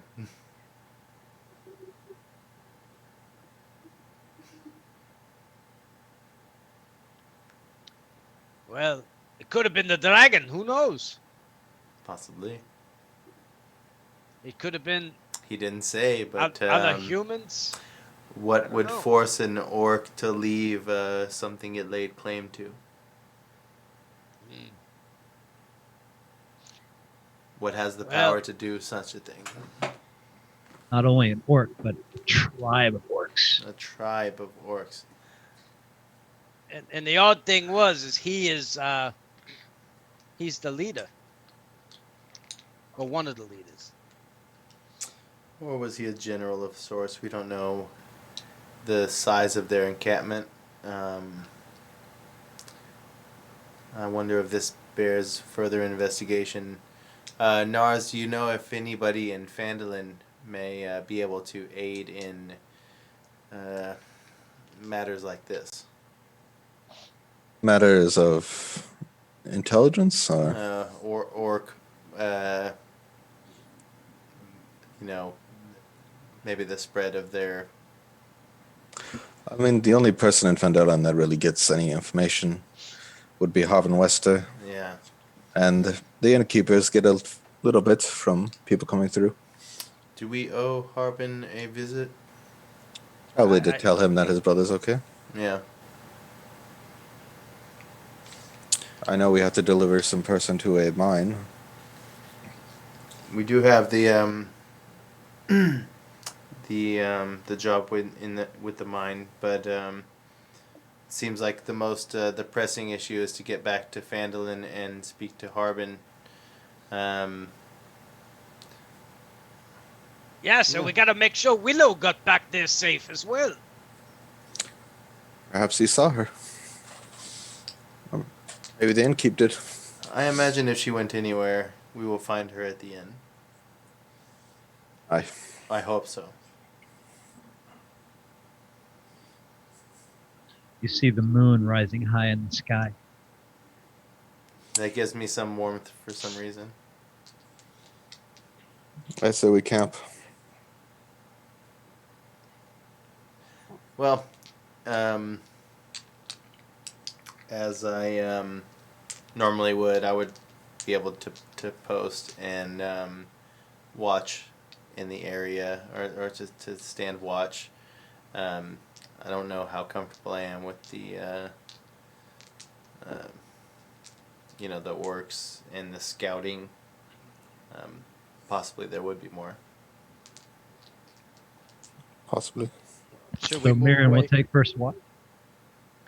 Should we move away from this site, maybe a little further down the road? We can go off the road and maybe into the forest a little. Should we move the bodies? Yeah. Why don't we put them in the woods? This way they don't. So yeah, kinda- we'll go and maybe We'll kind of clean up our mess. clean up the mess. Yeah, drag Yeah. these orcs out of the way. Maybe cover the bodies in some way or something. Cut some shrub. I grab one of those great axes and chop some shrub, and we lay it over the top of them. Mm-hmm. It would take us a minute to do this too, so it would probably have to be. Unfortunately, it would have to be somewhere around where we were camping. When you think about timing. You can camp far enough away from the orc remains where you are not troubled by the smell Okay, that's what was Where my the main bug- concern. and flies that be drawn. That's my main concern. Okay. If you drug them south, you could hide them behind some of the crags they were hiding That's behind what I was- originally, Exactly what I was thinking. and then you guys could camp on the north side of the trail near the wood. Okay. All right. And so the party will make camp there. Myrin will take first watch. But being as the other elf is not present, he still will need to rest for 4 of the 8 hours. So, Yep. someone Okay. will need to relieve him. Right. We Yep. will rest here and take a long rest without further incident in the night. Yeah, I'll take the second watch, and that'll leave. That should leave Nars into the latter part of the night, where it starts getting a little lighter out. Very true.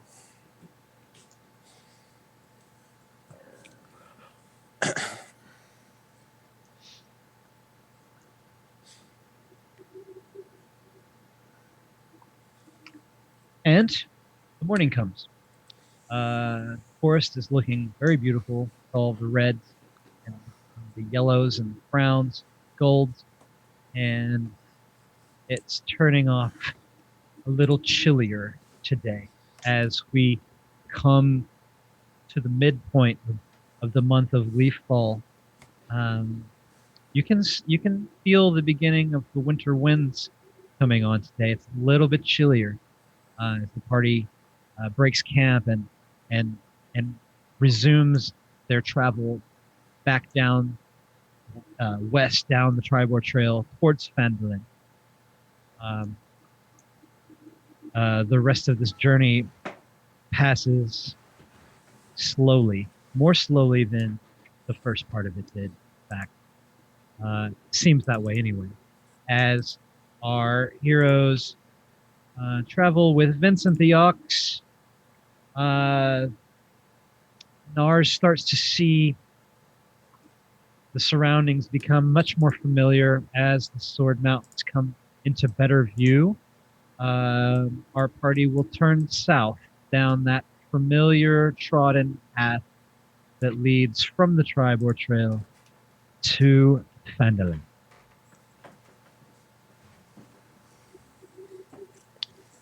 As we kind of stop in the at the turn in the road, I pick up some grass and Thardin feeds Vincent and he's patting him, and he continues to feed him a little bit. He whispers in his ear, "That nasty orc jumped up on the cart and scared you. I'm sorry. I'm sorry I didn't see him a little faster, but you scared all of us when you ran down the road. You know, Vincent, you're a good boy." And I pat him on the back. Give him some more grass. The dwarf and the elf have bonded with Vincent the Arc. So what about the human?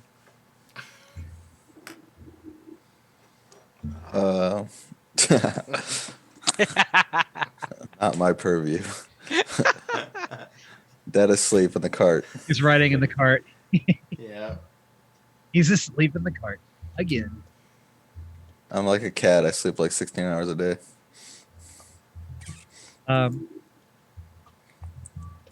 We make it back to Phandalin the second day, like just right around sundown. And as we come into town, I drop my notes. Be right back. Yep.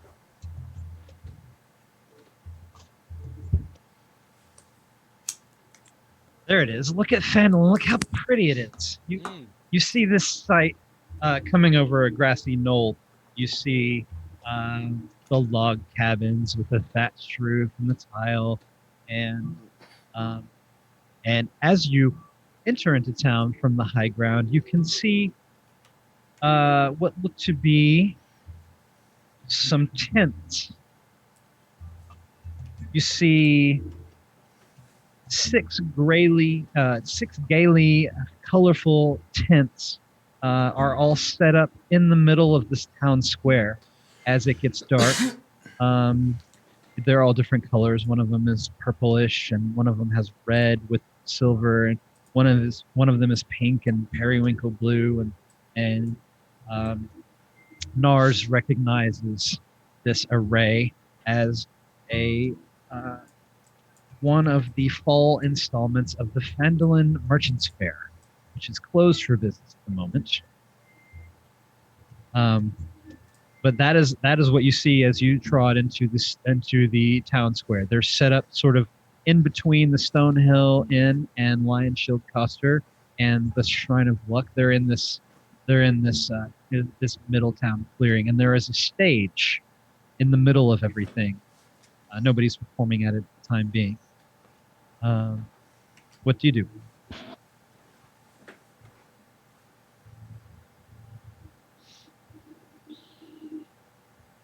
Looks to be one of the festivals that come through. Or not festivals, merchant fairs. Nars would know that these traveling merchants they convene at agreed upon locations at agreed upon dates, and they show up in the outlier towns where the residents don't have access to some of the nicer weaponry, clothes, and things of that nature. So you expect that there would be maybe something that you have been wanting to buy but have not seen in availability in your travels or where you live. If there's anything on your list, your shopping list, be thinking about looking for that when they open up for business the next morning. But as it stands, it is dusk right now, and everybody has closed up shop. I say we find ourselves a room. You have rooms at the Stonehill Inn. Well, head over to the inn. I think we need to put the ox in a barn. All right. And, head to the inn. You will return Vincent and the cart back to Mr. Barthen at Barthen's Provisions, and he's overjoyed to see that you are back. He was a little bit worried as your trip took longer than he expected it to. But he takes Vincent and thanks you very kindly for bringing him back safe and the cart. And you return to the Stonehill Inn where everybody has rooms, and we'll go to break. And scene.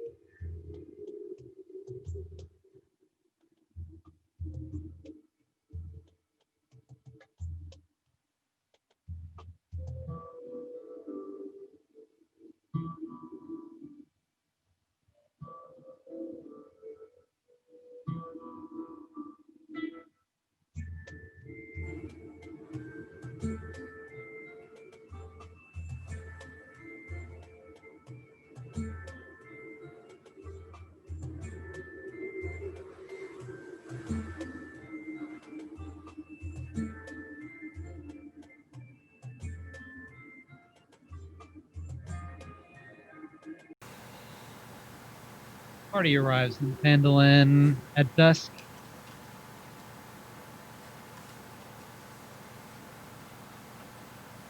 Look at it. Nars feels, sure, longing, nostalgic sense for home. He has not been away from Phandalin. How long now, Nars? It's been quite a few years. Since you've traveled from Phandalin, anywhere outside of Phandalin, I would imagine that you have stayed in town for most of your time. I've only made a few delivery runs and picked up a few things for my family.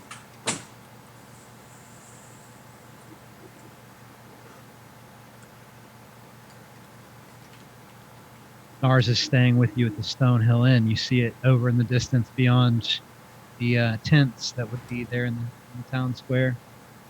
The Lion Shield Coster is directly south of there, across the town square. It's that big building with the gray. Oh, I see. The label off the screen. That's the Lion Shield Coster. And you have rooms there in the inn. Well, we head to the inn to. You've had rooms, you know, they've reserved your rooms, of course, charging you the nightly fee. Or else you might be coming back to a town with no room at the inn, so to speak. Yeah, there we go. Stonehill Inn. You guys have your rooms that have, since the beginning.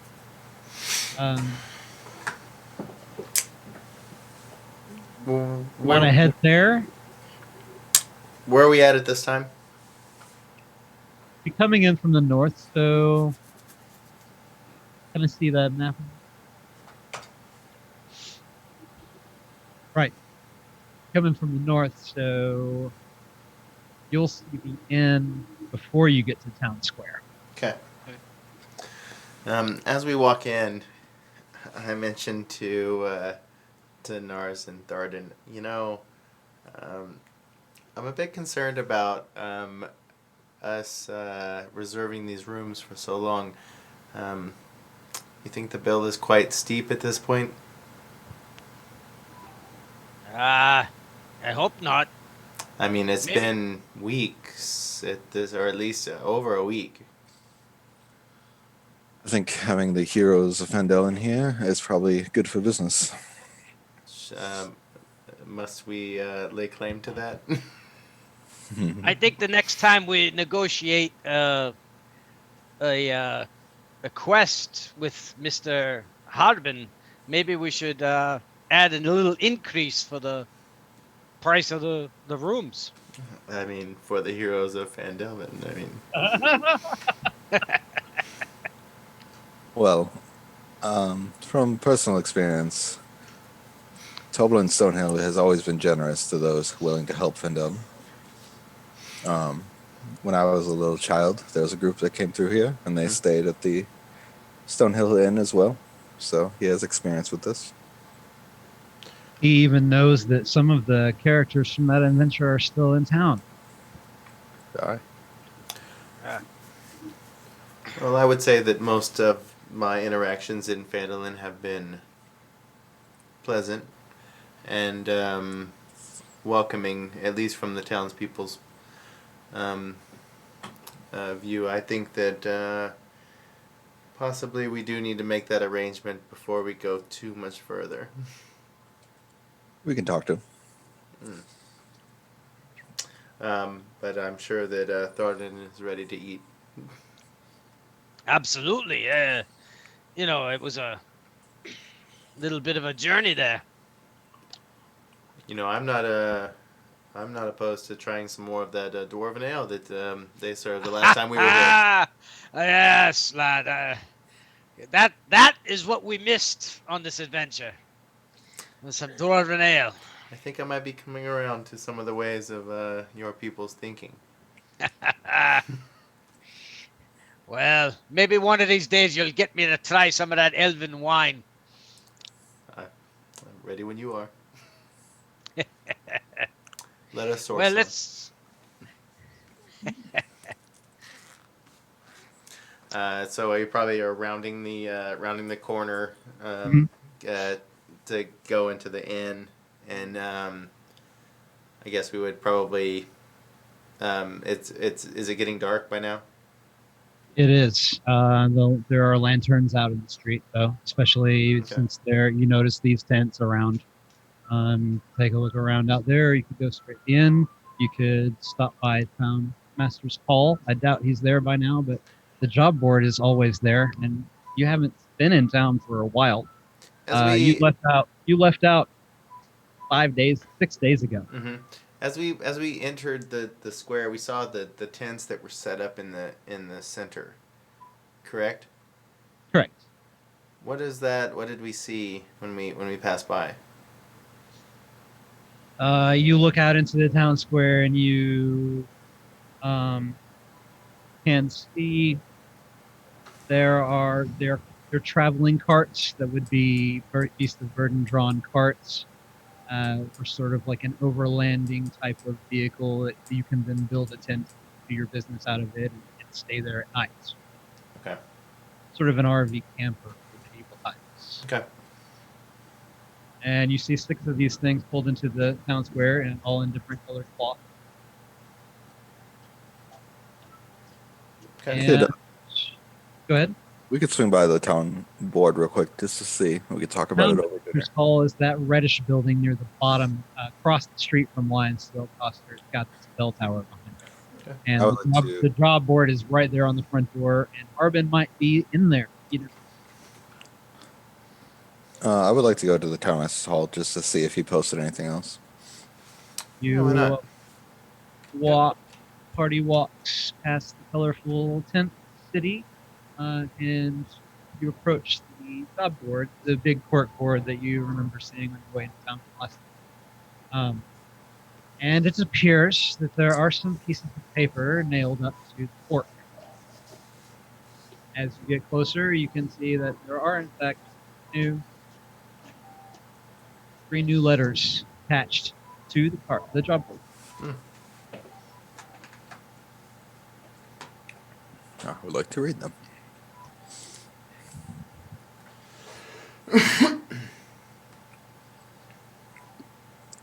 We have graphic of that. Oh, would that be The letters. Nope, that's not the right letter. Nope. They're in Harbin Whispers, and there'll be files that are called like letters. Oh, There'll yes, be yeah. Letters. Yeah, and I'm just familiar. one letter. I don't have them loaded standby, but yeah, I'll get them loaded. Which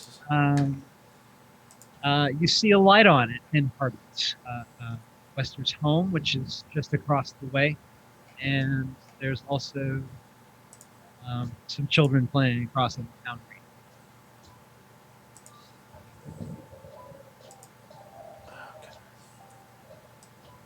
Where is the Dendrar family home? Just out of curiosity, from where we are, It's in the northeast. northeast part of the town. Kind of can see it when you walk into town. If you pull out the map, I'll tell you where it's at. It'll be a full map. standby. Oh yeah, we'll look at it later. Just send me a private message which one it is. Mhm. Yeah. Doesn't. Just from my own personal notes. Nars is from Phandalin. He's lived here ever since he was a boy. He knows most of the residents. They know him by name. And it's not a very big town, so he's quite familiar with all of the characters. So, who wants to grab the first? Nars. Nars Will was. grab down the first note, and it will say, "The dragon that besets us is not the first to threaten this region. Between here and Neverwinter lies the Barrow Mound of the warrior whose magical dragon-slaying sword helped fell a green dragon terrorizing the high road a century ago. Rumor has it, the dragon slayer sword is buried there too. Retrieve it and let the sword be its own reward."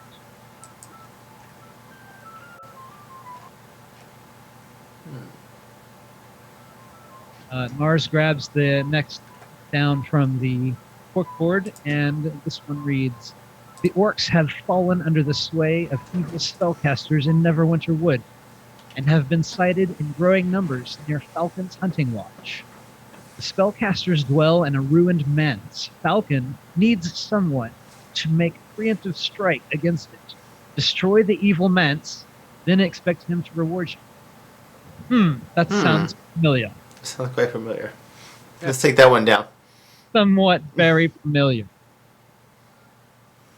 That one is now in the trash. The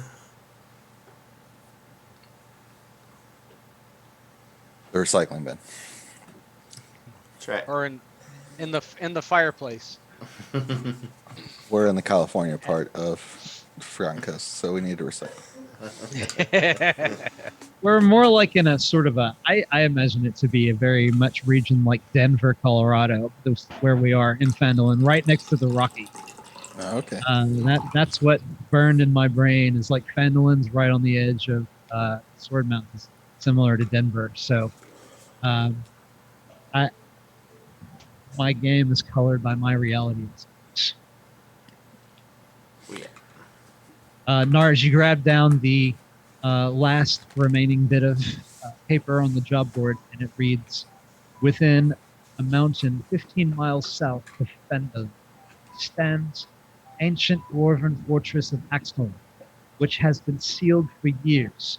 If a dragon attack is imminent, the people of Phandalin might need to evacuate and take refuge in Axholm. To that end, someone needs to open the fortress and make it safe for habitation. Once you accomplish these tasks, return to Town Master Wester to collect a reward of 250 gold piece." Not bad. I hand that to Thardin, and I say this might interest you. Ah, yes. My dwarven kin. We must go check this place out if we have to save these people in Thardin.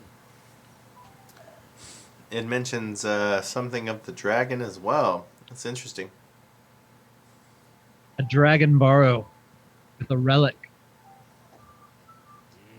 Harbin has quite a few ideas. I think he is more intelligent than he leads off. Maybe we should visit. Yes, maybe he can give us a little more insight on what we should maybe try to achieve first. You look and you see that the townmaster's hall seems to be locked up and darkened, but there is a light on in Harbin's hall. We want to visit him tonight or in the morning? What time of night is it again? It's just after dusk. Just Dark now. The lanterns Alright. are lit. We could probably visit him. Stop by tonight. Yeah, we could probably. He'd probably be accepting of you. And yeah, Nars lead the way. Nars knows exactly where he lives. All right. Or Yep. the man's been a father figure to him most of his life. I will head to Harbin's His house. wife. Party follows? Yes. I will disguise self as an orc. Yeah. Scare him. The party sees their friend Nars glimmer and move in and out the phase of their view, and all of a sudden is it the littlest orc with the human Damn necklace of ears? Damn right. I will knock on the door. And I will say, Harbin Wester, I've come for you.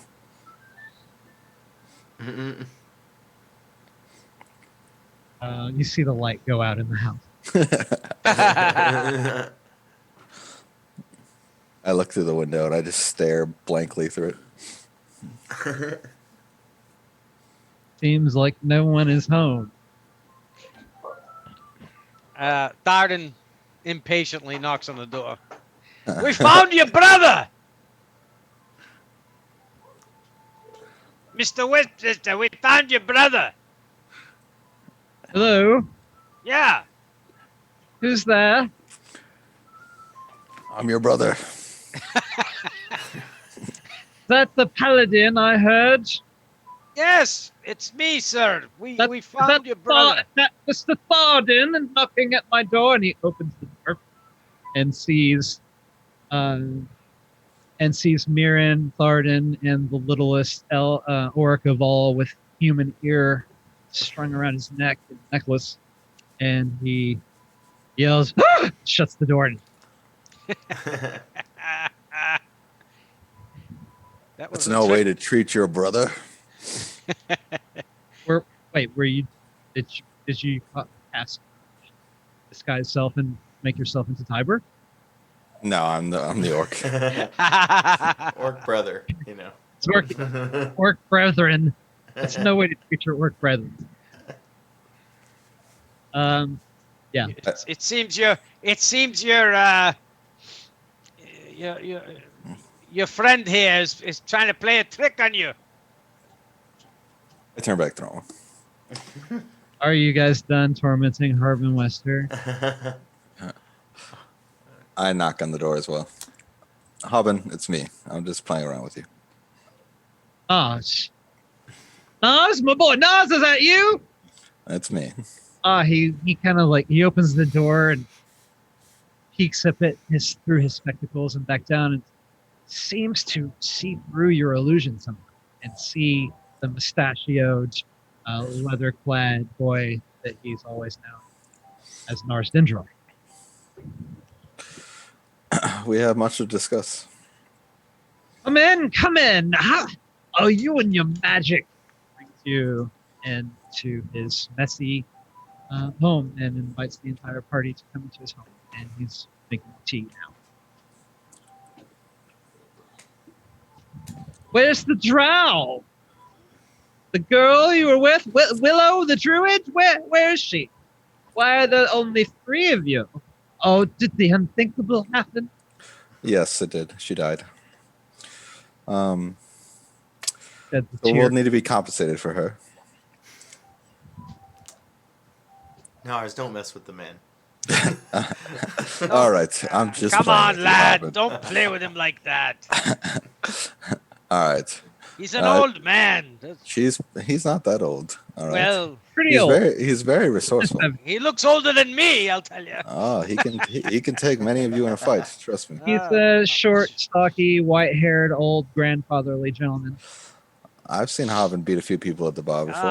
I'm sure he could. Back in your glory days, Harbin. He hands you a saucer of tea and a biscuit. God, you know me so well. The man loves his Nars- biscuit. We saw your brother. What do I... My brother? Yes. Time. Yes, we found him. That was the Logos camp. Yes. Please report your findings. I suppose that's why you... Gentlemen have visited me so late at night. It seems when your brother was under attack when we arrived. Couldn't wait till the morning. No, absolutely not. You know It is me. your brother we're speaking of. You're not concerned of your brother? Yes, Tiber. What news of the Logos camp? You don't remember his brother. He seems a bit groggy as you've woken him from slumber. That's what He it was is. napping by a candle as not so. That's right. Harbin, Oh boy. we came across your brother under attack, and we saved him. And we managed to secure him to the Hunting Falcon Lodge, and he took safe travel to Neverwinter. Thank you, my boy. Am I to believe that you in fact saved his life? All the while delivering the shipment for Barthen's provisions. Yes. Yes. I owe you a purse for that. Mhm. This is I correct. believe And you my agreed brother- to and my brother- 575 gold. Excuse me? Sorry. old habits die hard, Harbin. You're having me on, aren't you, Nars? He does this all the time. More tricks. Sure, you've come to realize Yeah. he's a bit of a trickster. This one. And we have learned. He's counting you out the purse. 1, 2, 3, 10, 12. He counts you out 100 gold pieces for the successful loggers adventure. There we go. We also helped the Hunting Falcon Lodge. I believe that's one of this your news job yet? boards. Yes. Oh, you saw Falcon, did you? Yes, we did. And got that business taken care of. We did. All done. Well, and he paid you a fee for that, did he? He gave us some boots. The elven magical boots. Aye. Those will serve you well. And Nars, Nars, Mm-hmm. when can you kill the dragon for us, Nars? I don't know, maybe 35 years from now. You have me on again. No, Harbin, we are well on our way. We want to secure a few things in order first. I saw that you posted about Axholm. Yes, sir. Yes, son. Yes, you that one in you more than the other. Did you have any information for us? In regards to what? Location, what might be in there? Yes. Axholm. I know I can show you Axholm's exact coordinates on that map of yours. Splendid. As far as what might be inside, it's his. Your map, yes, sir. It will be southwest of this location, down on one of. You see that first Sword Mountains where the road curves to the east. All right. It's there. It's near there. He points you the exact location. It's near the Mirror of Dead Men, so you never know what kind nasty gunk all rolls out there. Yes, I made that trip once before. Quite risky. So you think you might be interested I'm- in a safe I- exploration of Actome before you go to the Dragon Burrow? I think you would be interested in this. Does this not benefit the town as a whole in the event of the dragon? Good point, young lad. It would give you a place to fall back on. I hadn't thought of it that way. Well, it seems like it's pretty beneficial to your town. Yes, yes, yes. We definitely need to have Axholm up and running in case the dragon attack. Unless you manage to kill it first. It just It seems would- like It would be more valuable.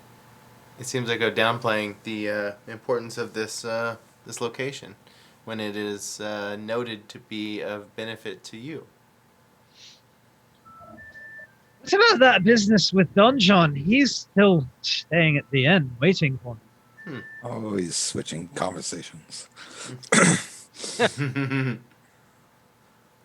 My boy, my boy. Of course we need to have Axholm up and ready. We will handle it. No worries. Is there anything more you can tell us about Axon?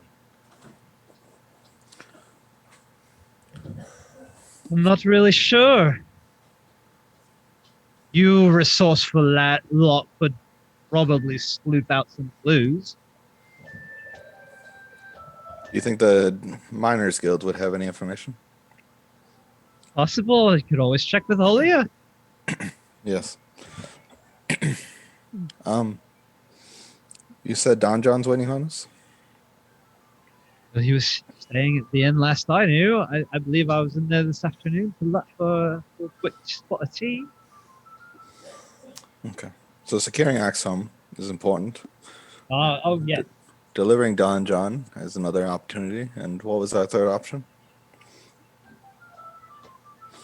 The other job was some information that came to me from Neverwinter about the history of the land and about a green dragon attack.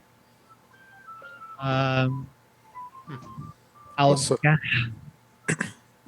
The name of the ruling family of Neverwinter. That's what it has to do with. You would know about that, Sir Thardin. Ah, yes.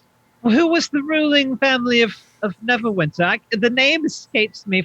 Alagondor, maybe? Yes, Allegandor. It stumped my memory, but I do know the people. I've met him. Harbin is a little bit flummoxed, and he doesn't want to come off as being insincere about the people of Fendelin having a place to go, but he's insanely interested about the possible treasure to come out of a place like that. Actually, it's close to Neverwinter. It's near Thardin's home. Okay. So I think that your attention might have picked up at the Dragon Burrow. You probably would know all about Dragon Burrow from being from that area. And it's also near Thunder Tree. Just to give you a little bit of extra. Oh, Hmm. that's interesting. So Harbin, if there isn't anything else tonight, you feel free to proceed as you think it best. You are the heroes of Fandolin. You know better than I.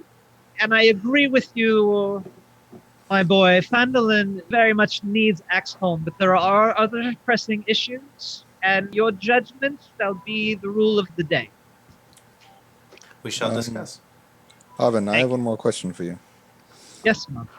10 years ago, there was a party that came through. I'm sure you remember them. Oh, yes, my boy. Do you remember who was left in town? Oh, well, you know, Gavin Snowshield lived here for a time, but I believe he moved away to a place that was less dangerous, for lack of better terms, more suited to his nature, you would say. I believe he has a wizard tower somewhere nearby. Perhaps in wood. In Thunder Tree? Not Thunder Tree, no. Thunder Tree lies in ruin still. Aye. What about Bork, Barbarossa, and the other one? Barbarossa, that name rings a bell. He was their rogue. Aye. He was killed that day and never returned. Shame. Shame. Bork, you know Bork. He is the one who freed me. Wester is referring to a giant barbarian who was married to Halia Thornton. You haven't seen him around town. He's from a very reclusive tribe, so city life and Bork do not sort of jibe together. Bork spends a lot of time out on the land. He comes home. He's been home a lot more often in recent years because he's got 2 little children. I guess that'll be it. I just was curious. And also, Bork was also killed the same day as Barbarossa in a final showdown with the Black Spider, just for your information, Nars, and for anybody else who might seek it out. Bork was killed by a shape changer in a final showdown over the Forge of Spells 10 years ago, when Nars was just but he had been resurrected by magical means. Gavin saw to it that he was able to go back to his hometown of Thundertree, also Myrin's hometown, so this also interests you, to kill the green dragon that had beset his ancestral home as its lair. I guess that'll be it. We have some things to discuss.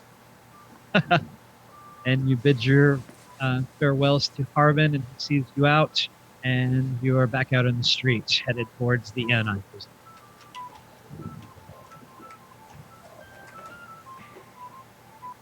Let me ask you, lads. Has it ever been any common knowledge that that green dragon died? Or did he survive? It is. It is common knowledge the green dragon was slain 9 years ago. The green dragon, which one are you talking about? Sorry. Thunder Tree's Green Thunder Dragon. Tree. Thunder Tree's green dragon was slain 9 years ago, but the dragon Borrow is a Different place. location Different entirely. Another green dragon, Yeah. that one from a century ago. Okay. Mm-hmm. Lady Elegandor, I believe, as the story goes, slew that dragon, and it's a burial mound for her, some of her confidants that also fell that day. It's a human, man-made, gargantuous burial mound, tomb, catacomb of sorts, and that would be common knowledge to both Thardin and Nars and Myrin, I suppose. Well, back to the inn, I suppose. We'll make our way to the end.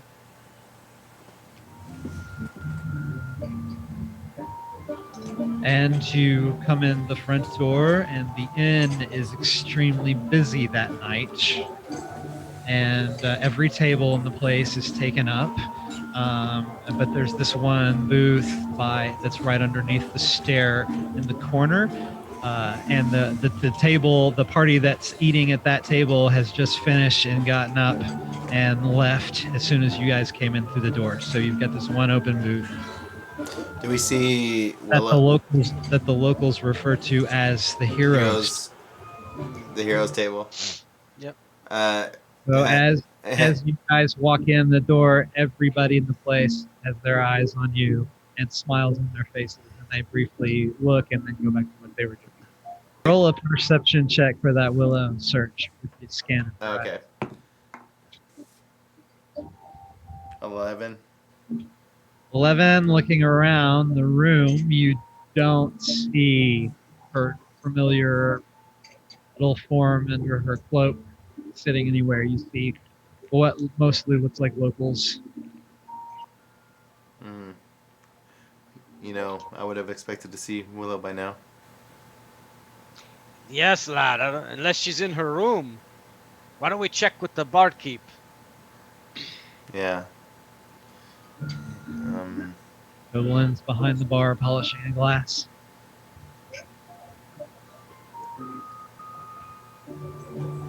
I'll go hold our table. It seems that people seem to think that they can sit at our table. You didn't recognize the people that just got up. They may have been foreigners, not locals to the place. They didn't look threatening by any means. did they? Toblin certainly wouldn't have denied anybody the last table in his place. He is a business. No, and I don't think that we're that judgmental. I think I was smirking as I would say that. Something I like get it. that. Yeah. They Sorry. could have been. Yeah. They could have been the wagon masters of the festival. They could have been with the festival, and We would have still sat at the bar. It would have they been, probably would have gotten up and let you sit at the table had they not just seen made. us. Yes, yeah. I head to the bar.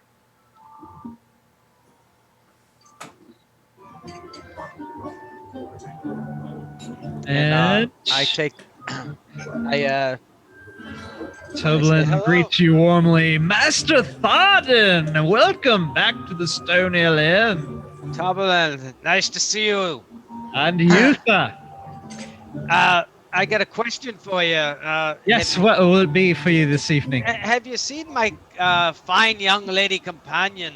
Afraid not, sir. She, We were wondering about the whereabouts of your group, and was the young lady's not with you? no, she went ahead of us, and we thought she'd be here. She didn't come. Did she rent the room? She has not returned, sir. But I wouldn't be too worried about that one, sir, if you know what I mean. Aye.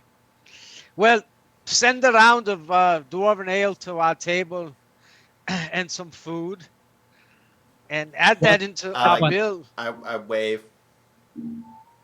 Your bill. Yes, when will you be settling? I'm going to have to ask you to settle up the tab that you have with us already. You want it before we eat that all or right? after we eat? I'd like to do it before we transact any new business. I'd like to take care of what we've got, sir. If you know what I mean. How much do we owe you? Yes, sir. One moment, and he goes to retrieve your tabs. He disappears around the bar. All right. Right on the other side of the bar is like his reception area where he does business for the inn. Sure. So he disappears to look through his ledger.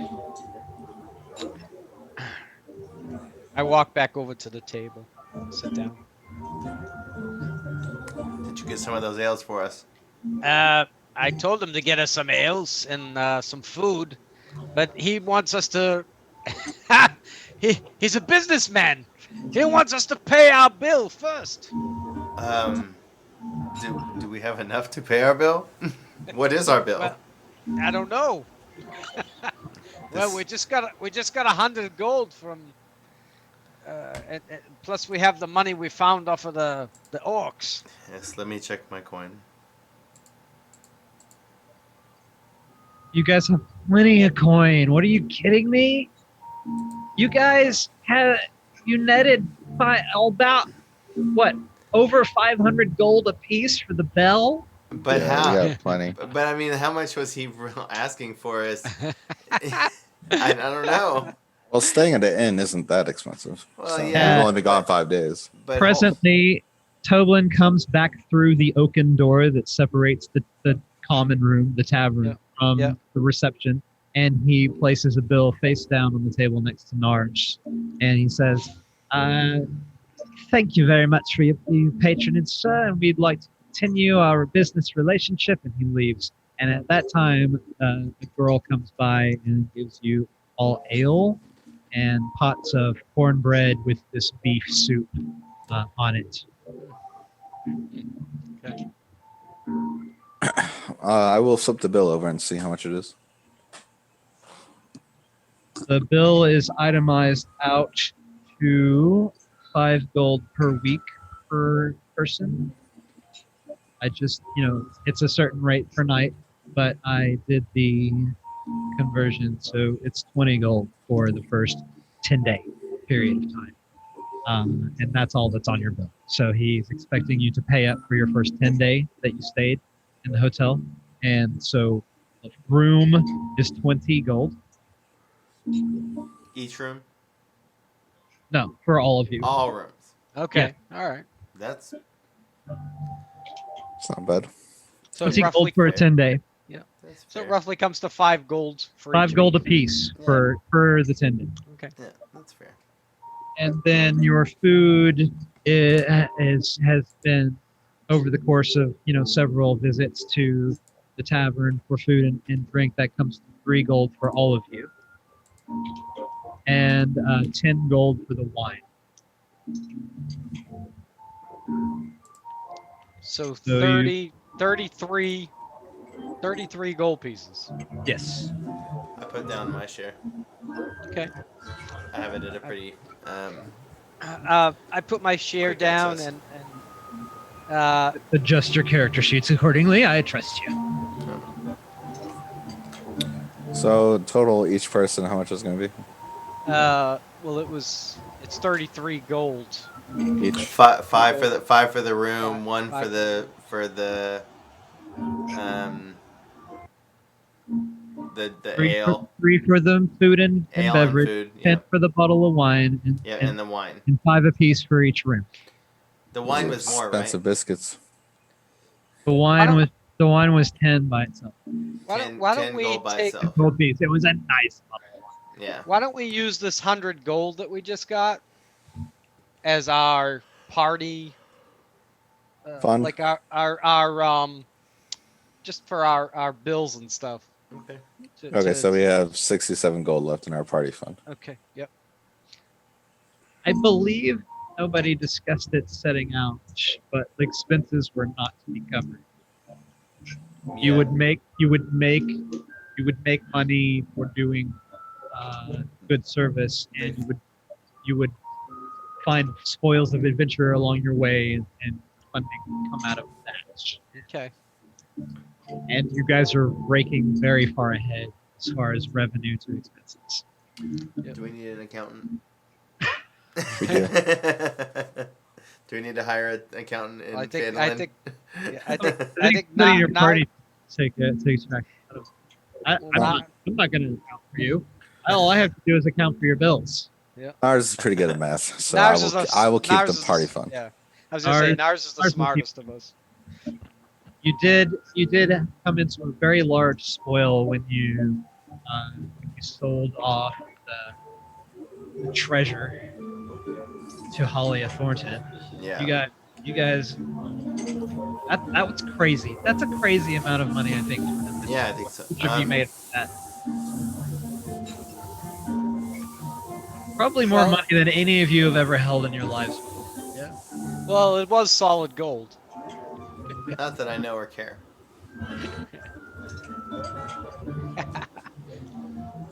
Wait, Anyhow- I'm sorry. It's anyhow, 33 you all- apiece, right? No, 33 33 total. total. Okay, all right, good. All right, So that comes from that fund. all right, I got it came- down. That came from the 100 gold. Yep. Yeah, So- I got a note made. So Harbin gave Nars the bill, the payment for that job, the logger, and All right. Nars is paying your first 10 days bill, and here comes Harbin like clockwork. Here comes Harbin through the door to collect that payment from you, and he'll take the bill and he'll say, "Oh, my good friend, do you believe that you will stay another 10 days? You and your party?" There is a good chance, but we might be out of town for a couple days. Would you like the rooms reserved? Hmm. I'm sorry, my boy, but there's just no guarantee they'll be available when you come back. If you don't pay them down. Do we need the rooms if we're not going to be here? I feel like we're not going to be here very often. We're going to be Nars. going. Could we stay at your home? My home's a little run down. Well, well, lad, we can help repair it a little bit. I don't think there's any one capable of repairing my home. That bad, huh? I'm a mason at trade.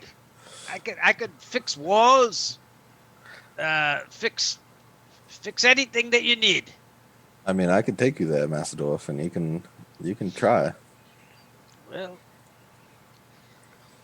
You could visit it right now if you wanted to. within walking distance. You could get up and leave your food at the table. Oh no, we If gotta it eat didn't come first. back- I'm not before leaving it- this oh. food. We gotta eat while the Thardin's food's like- hot. Thardin is shoveling no. cornbread into his mouth. So, do we have the room for the night? That's what I'm asking. I You guess. are staying the night. It is Yeah. understood that you're paying your bill for. Okay. Our well- past bill. Well, if you won't be Toblin, and you would know this, he's not standing over you, but you would know that if you're not renewing for like another 10 day and you Yeah. want to move out, then you will also owe him for the days that have transpired in this day. And then you will settle up when you check out. I just But think he's we'll only be billed gone. you for the first 10. We're gonna be gone at least 4 days. No, probably longer because we have to go. We have to go east and west, so probably a whole 10 days. So I would say we probably shouldn't pay. Yeah. There should- are I'm down. other less comfortable options for you in Fandolin to stay. And Nars. There is the sleeping giant. Sleeping Giant is just a pub. It has no rooms for rent. The Stonehill Inn is the only game in town for renting rooms. We But can there are always farms home invade and someone. friends and, there's other places in town with beds or places to sleep. Okay. You could camp out outside city town limits. There are always a few, traveling types that are camped outside Fandolin. And which I'm usually up for. Is And Don if- John around? Sorry, what? Don Is John. Don John in this tavern?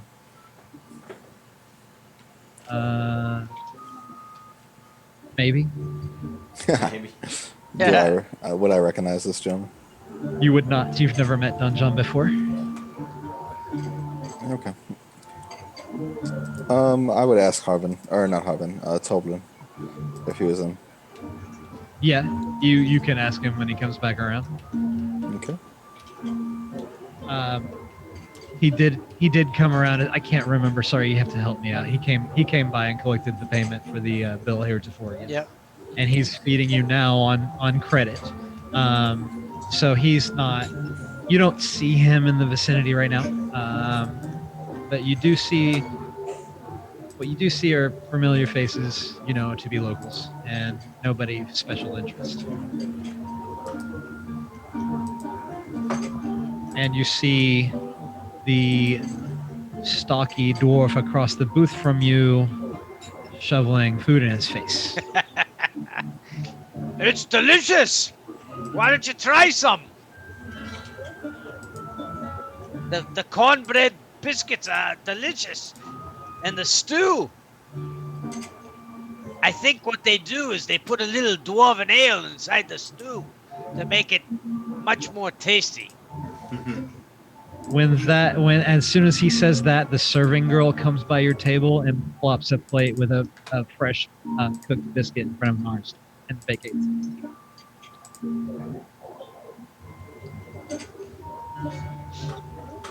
Miss, could I ask you a question? She's already gone. She can't hear you. Uh, Ah.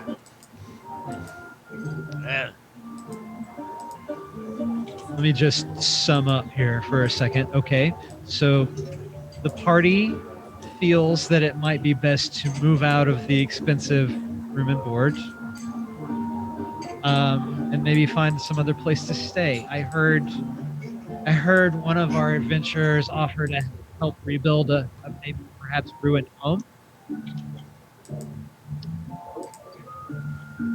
And so it seems like we have different options in the road before us that we need to deliberate.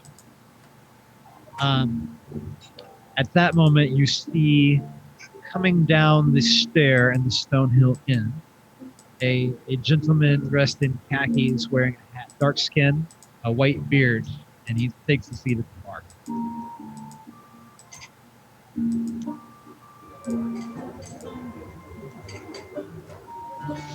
Is that the man that we've been told is named Don John? Are you asking your fellow The party party. member? The party. I don't know who this guy John Don is. No, Thardin. Don John. Leviosa, not Leviosa. Well, I'm sure he's here somewhere, and we'll find him. Well, that man stands out. That's all I can say. But I'm Art does worried. not recognize this gentleman as a local. He came down from upstairs, so you assume he's got a room here. Is that not what Harbin mentioned? That he had a room here? He said he was here. Maybe. I will grab a coin and I will just activate my magic and it'll say Don John's name over and over again. And I will look at him. It says it in your voice over and over again. At octaves that I cannot reach. Very loud. Oh, so it like a high pitched voice Yeah. over and over again.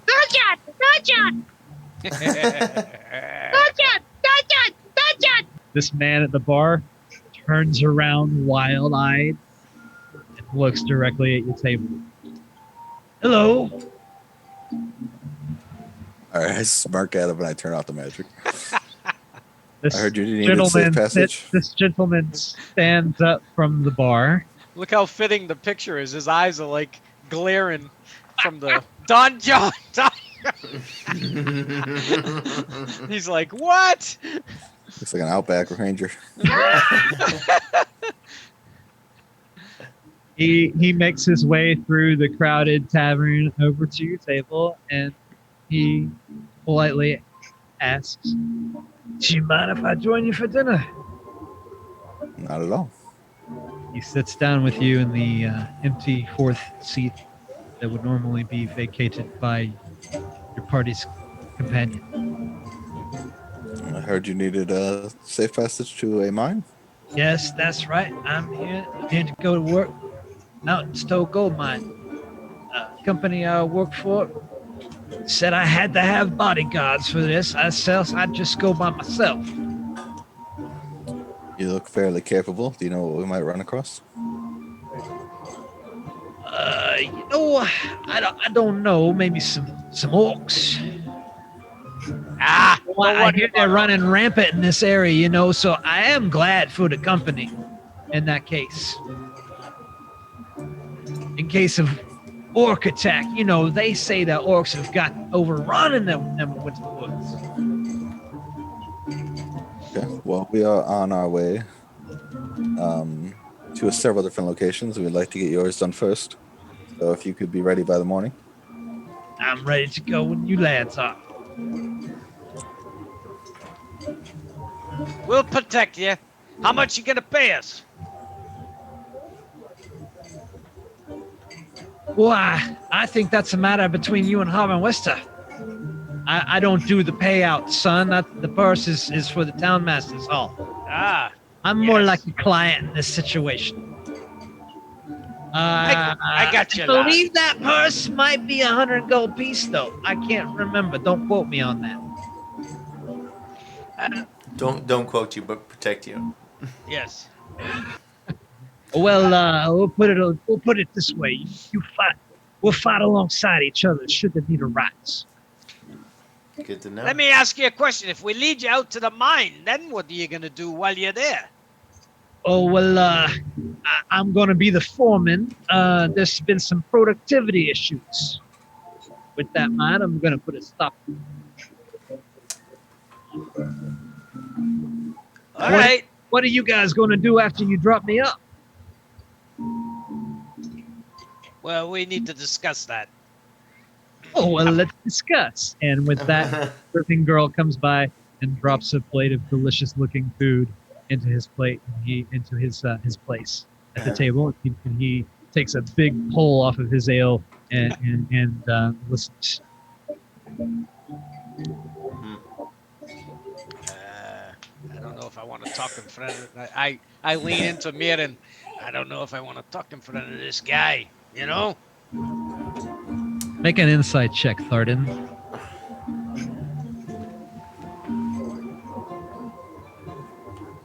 12. Don John seems on the level. Can I make one too? Of course. By the way, where are we seated in the booth? I guess me and Thardin we're sitting next to On each one side. other, and Nars had the open slot next to him. Nars had the open slot, so he slid against the wall, Yeah. and so Don John's sitting in the I think outside so. aisle Yeah. Yeah. of Nars's side of the table. I rolled a 7, so I trust him with my life. Nars and Don John just become best friends? I think so. I'm very awkwardly in the corner with all my alchemical supplies laid out.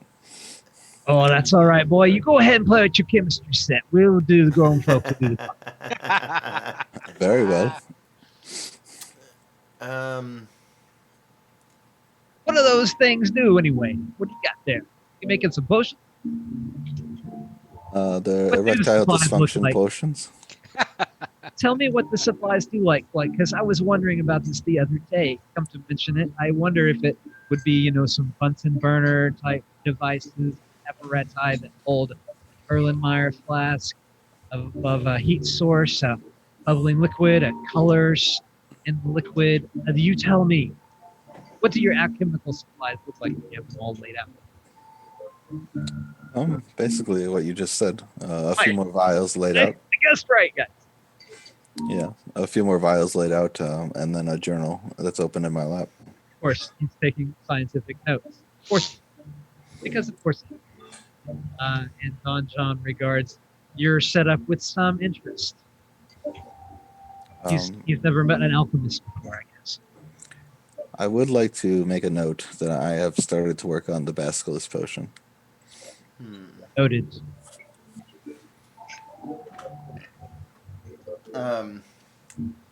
I'd look over, in hearing all this to Don John and say, you wouldn't happen to know anything about the recent dragon sightings, would you? Been hearing a bit about that since I've been to town. Yeah, it's nasty business, a dragon like that. Mm-hmm. You gonna kill it? You gonna take off after you drop me at the mine and kill that dragon? We're gonna try, I think. Looking at you, mister. You religious man. That I am. It's good. No little church never hurt nobody. But I'm a fighting man as well. I Don- fought with the best of them, don't you know? Did you now? Tell me all about it. Well, when I was in Neverwinter, let me tell you, I was in the army. And we fought orcs, we fought goblins. We fought them all. And by Moradin and our commander, we killed and repelled the orcs. You from Neverwinter? I am from Neverwinter, aye. I know that place. You been there? Oh yeah, many times. I've been a little bit of all over with my work. I used to run a trapping store outside of Neverwinter. You ever heard of Don John's Pelts and more? I can't say I recall, but I ran a trading post outside of Neverwinter for a few years. This would have been back in 1580s, 1584, 1585, 1586. I rolled a 16 on my history check. Do I recall? Yeah, you seem Okay. to recall All right. seeing his little trading post on your journeys in through and about Okay. town. You know that you trust him a whole hell of a lot more now than you did when he first said it. Now And that I so- think about it, I think when we were on a march down to Waterdeep, we had to escort some of the royalty. I think I saw your outpost, your trading post. Is that right? Yes. He's he's very much warmed up to the party, and you can kind of tell that his demeanor was such that he would just assume go it alone and didn't think that he needed any what he would perceive to be babysitters from his corporate world. But he's glad to have the company of you guys. He feels like he is younger again.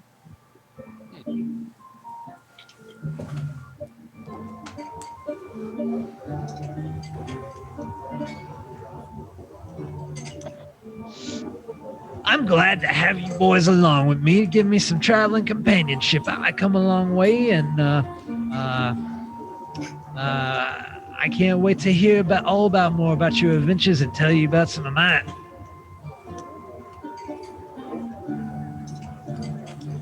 So, at DM speaking here, are we to believe that we've forged a bond now with Don John and we want to tackle the Mountain Toe Gold Mine quest? Is that right?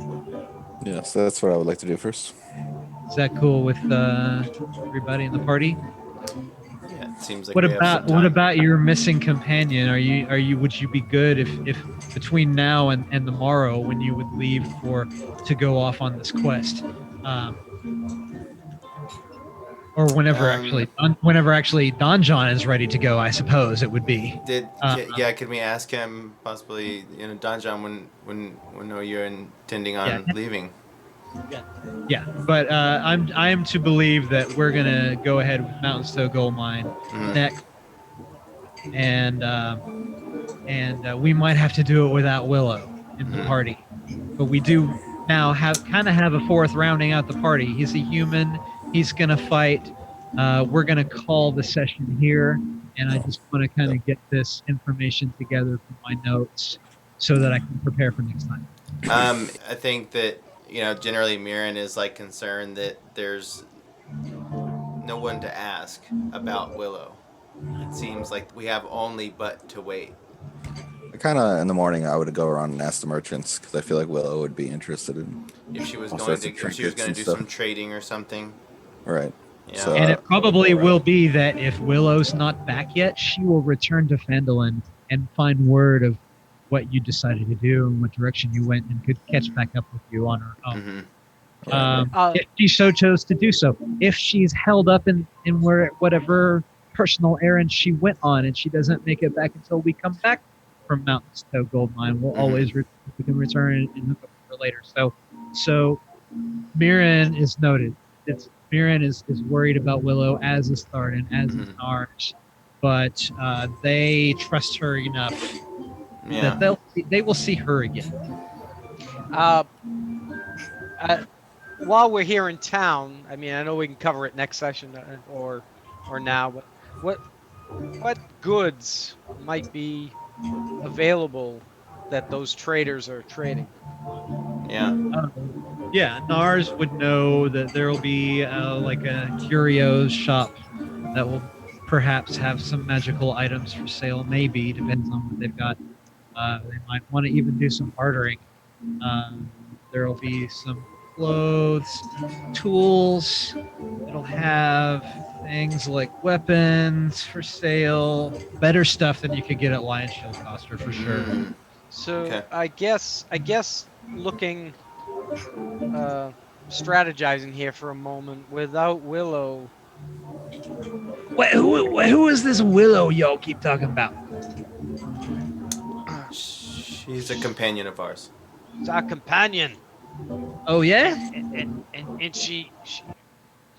she's able to heal us in combat, and she does.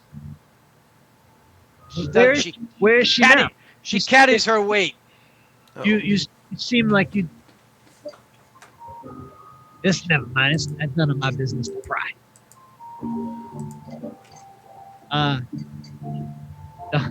Don John, he's not going to make you go to take him on his mission without stopping at the merchant's fair. And maybe by the time the morning rolls around and we actually go to the merchant's fair, she will have returned to the inn.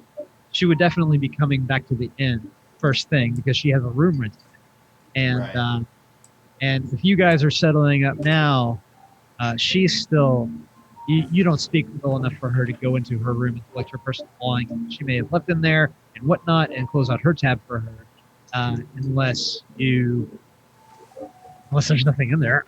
Shit, I don't even know. That's neither here nor there. Whatever happens to Willow, the cards will tell in the future. Yes. Yeah, so I think that I'd want to go back into our, we would go to our rooms, and in mine I would at least like to go into my trance, because I think that there is some. I want to see if I can connect to her in some way. Through some sort of elven bond. Elven. Yes. Elven skill. And then, with this rest, maybe in the morning we I assume this camp is still going to be there in the morning. Oh yeah. Yeah. The merchant's fair will probably be here for at least several more days. Okay. Oh, sorry. Go ahead. Yeah. Just to I mean, I was on board with the plan to visit this merchant's fair to see what we can find. I think Sure. we could all find something that we may useful. I think if Willow is unable to join us at that point where we get to the gold mine and adventure there, where the items we might need to look for at the at the traders, we may need to find more types of healing potions or a healing wand. And maybe Or this is whatnot. maybe this could be found at this merchant's fair. Yeah, It's because possible. if we look at it, I've got healing, and Nars has healing, and potentially I believe you might have a cure light spell yourself.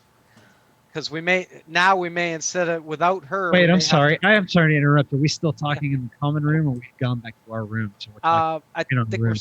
I think we're still on the common table. Yeah, we can be, and then that plan that I have to try to communicate. Don John pipes in and says, "I tell you all what, you all stay in the inn one more night on me, and we'll go to the merchant's fair tomorrow, and we'll take off. The mine, it's only 15 miles away. We get there plenty of time." Sure. Okay. All right. That sounds great. That's great, Don John. As long as you, you buy it with us and you know how to fight and swing a sword, we're all set. And with that,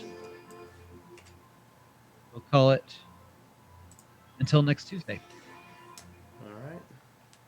See you then.